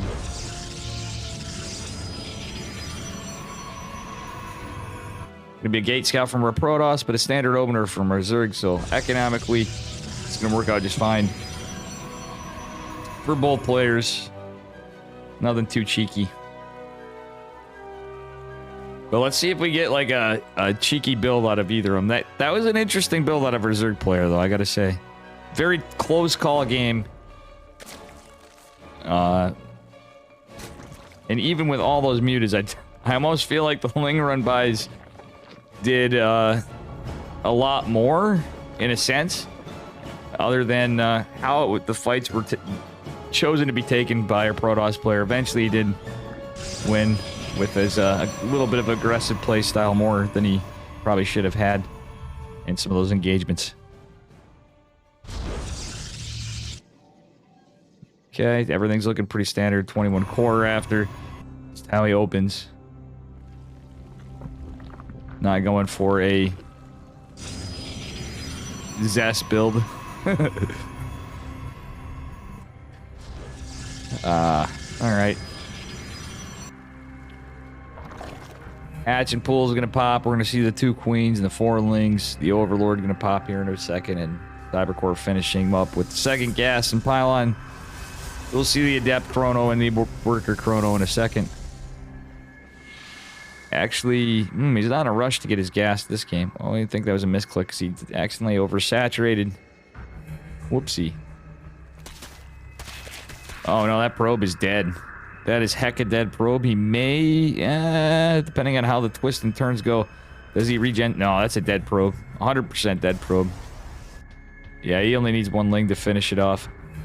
Oh, and Stalker goes out ahead to kill a ling. Stalker before Adept opener, and it is going to be a Twilight this game. A little different from our Protoss player. He Stargated every game, except for, well, no, he did the blink all in that one game, so see what happens. Could be map dependent. Probably metagaming his opponent. So far, the Zerg Lord is just going to like, alright, let's see what this is. Chat, what am I hoping to see? We're not going to see it, though. He's going to do another blink build. This could actually be pretty good, but he did use it once. Fool me once, shame on me. Or shame on you. Let's see if it works again. I think he's going for the same build he did some games back. Welcome, Grape Dactyl. The grapest of dactyls. The grapest of pterodactyls.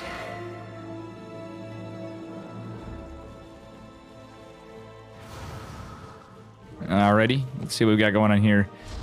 On the Zerg side, does he get a good read of it? Not yet. He has no idea yet. There's a robo this time. Okay. No, you had one, but you need one for the War Prism after, so.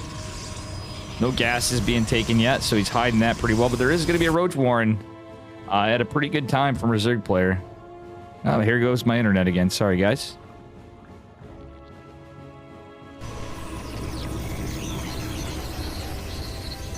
All right.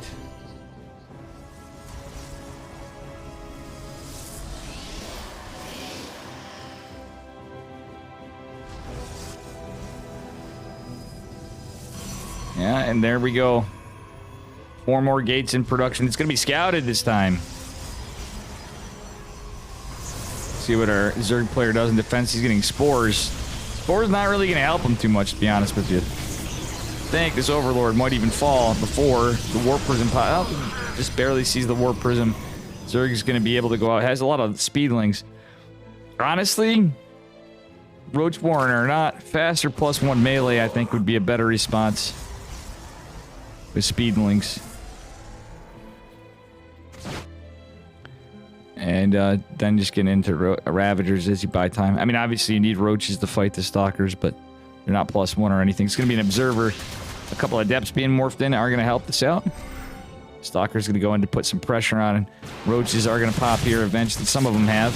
Okay, but that's a lot of Lings. And that's going to be a bit of a problem for a Protoss player with the Queens. Oh, full surround. Does the Zerg Lord do it? One Stalker debated in the back. Unfortunately, not enough. There's going to be some Zealots warped in because he needs that gas for more Stalkers. He's fully all in on Blink. Scrappy game. Zealot's going to split off a bit. Protoss player going to change his angle of attack. Can clean up some of this creep, which is going to still be active for a bit. He's going to lose some of these Adepts. He needs the Adepts and Zealots to fight the Lings. And, I mean, the Zealots can even help in the Roach battle, because we're obviously not teching up here. This doesn't feel as aggressive as the previous game, but I think our Zerg player prepared for this quite a bit more, but he's just going to keep zoning. Going to try to keep zoning the Zerg back. Hasn't even forced transfuses, really, so I don't think this attack's going as planned.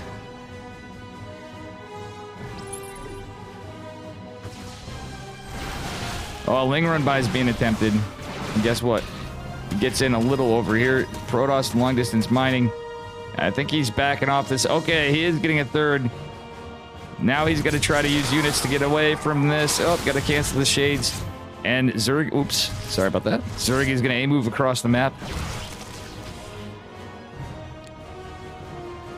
Or not. Okay, Warp Prism is a smart... That's a smart play. Be annoying with the Adepts. Try to keep the Zerg back at home and get some defense. But I do like the Robo Bay this game. He's going to... I would imagine he's going to go into Disruptors. But depending on what the response is from a Zerg player who's going into a lair in Evo, looks like it's probably just going to be Glory Constitution. And... +1 ranged attacks. Yeah, it's just the style of Zerg Lord. Not a big fan of the melee opener. Got a little bit of static here. Just one Stalker for the moment, but it's not a lot of Lings. This holds.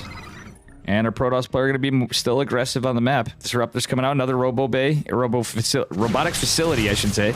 As Adepts go to shade in to the natural. But Zerg Lord's right on top of this. No micro on the Adepts. More micro on the Stalkers. Probably not the worst idea. But our Zerg player's been contained to 3 bases, so... This is just good value for our Protoss player. He is not going to be going into upgrades, though. Would like to see a Forge go down when he has a chance, but he's going to focus on Disruptor production, probably. Disruptors and Stalkers. Not quite getting gas just yet, of course. But he's eking up the economy a bit. So there's this fight. This game can go either way. 4th base going down for Zerg. Oh, no, not that with that micro. He loses his Stalker. He takes some hull damage on another.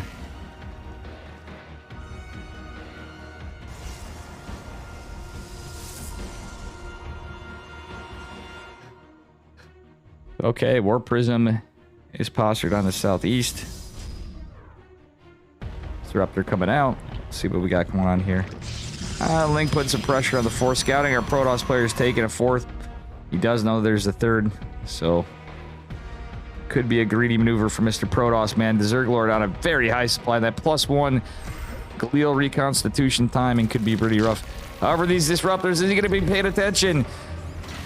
Nice catch with Disruptor number 1. He's got 4 on the map, so this could be pretty good. Would like to see a cancel. He does get it. Charge follow-up is pretty decent, but again, a Forge would be helpful because our Zerg is going to finish range attacks +1.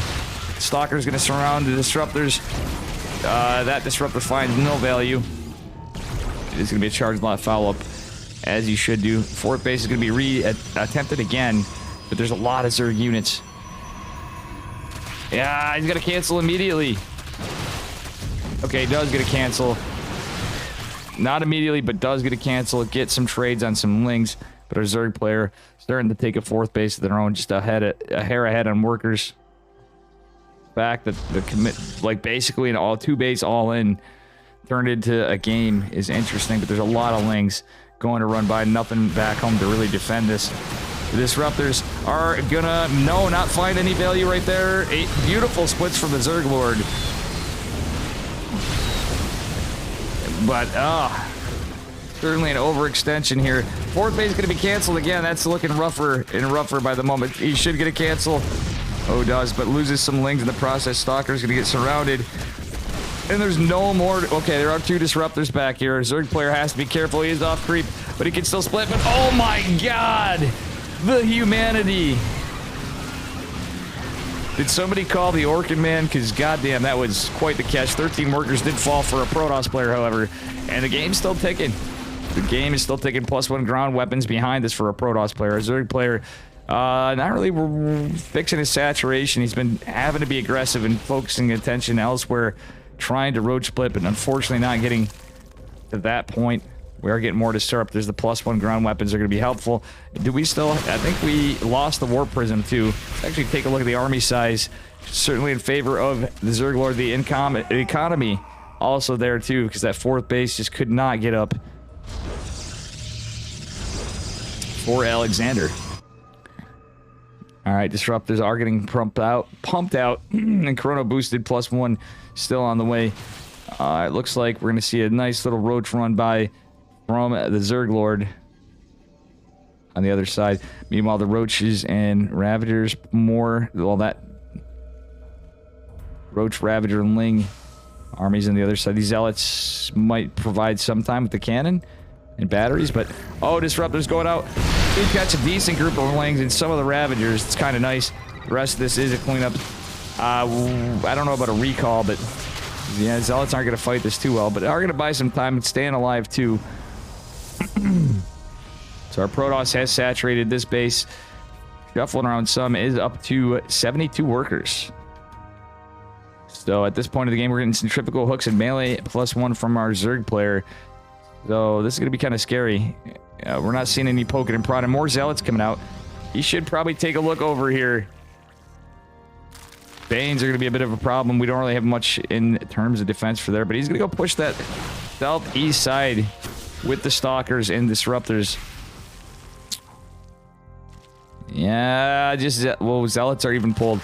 This is going to be rough, so he's got to get a lot of value, and Zealot's going to attempt to run by into a mostly... Oh, that Nova was sick! But at the same time, the Banes with centrifugal hooks, the Lings, this third base looks like it's in jeopardy. A lot of workers going down. A recall's forced, but it's not going to trigger. Oh, he should not have done that. And he just lost it. Oh, he lost the Nexus being morphed into. Well, eventually this army's going to get here. Disruptor is trying to chase this down, but will it get there? Oh, the Ravager morph even right there. He's trying to be annoying to deny this. Roach run-bys are absolutely devastating. Wait, he's... Huh? Question mark? L underscore? Oh, man.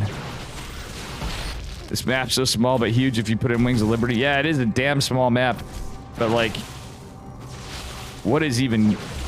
Okay, now Zerg Lord's just in this insanely high army supply. It's going to take a lot to actually break him.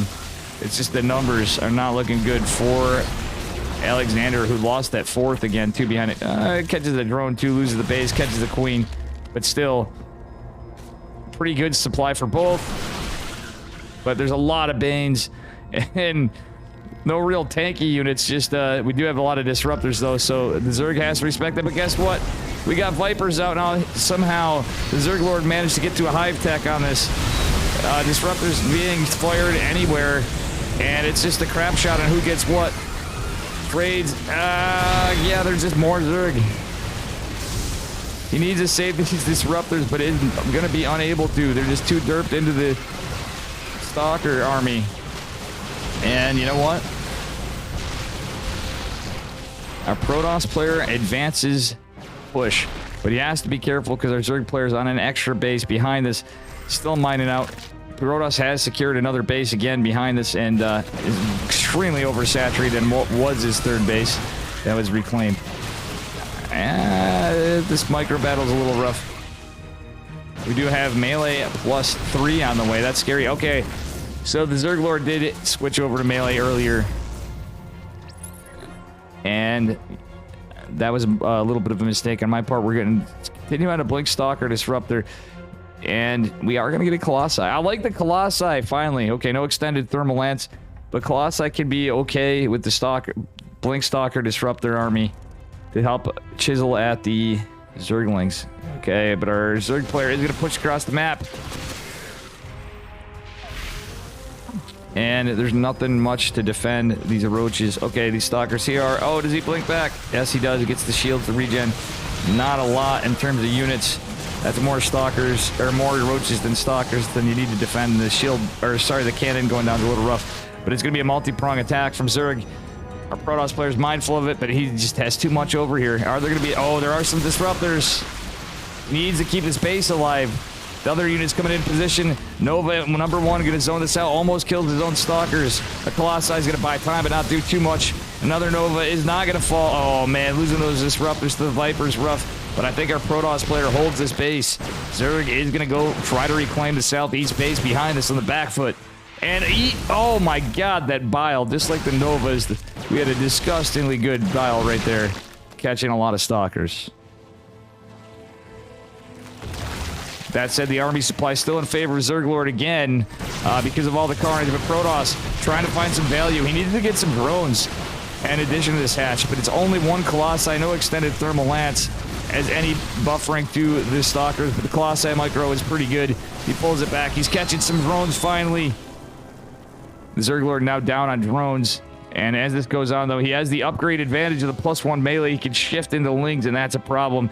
Not really much of a bank, and it's all committal to roaches. So it's Roach Rav exclusively for the moment. Viper is going to make that Colossi go down, but you know what? The Stalkers do better against the Roach Rav than the Colossi. I mean, the Colossi will do alright against the... They kind of do something to roaches, but this one is not the greatest. More disruptors coming down behind us. The token Viper just survives barely. Oh my god, he's getting long distance mining drones. This is actually pretty good for our Protoss player. Now advancing in, all the Overlords clumped together. Another potential disappointment for the Zerglord. Alexander may actually just prove himself to be the great... Oh man. Nice defensive positioning from our Zerg player.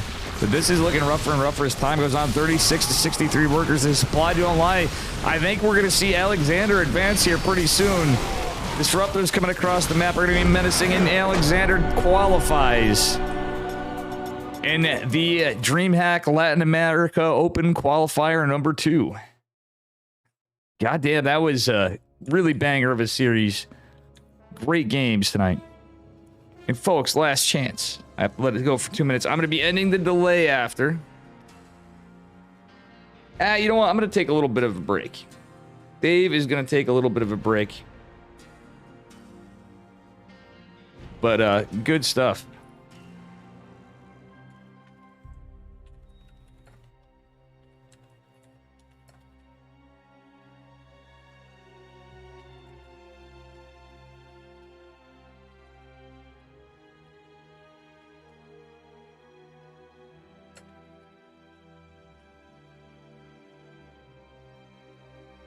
Yeah, exactly. +3 Sri Borka. +3 melee with no lings.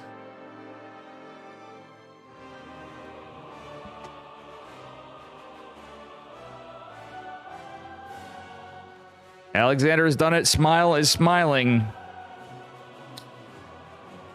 Yeah, that was crazy, that the comeback. That was a tough game for our Protoss player to take because, well, as easy as this, he was on a 2-base all-in pretty much. Like, not pretty much, he was certainly. And that was quite good stuff.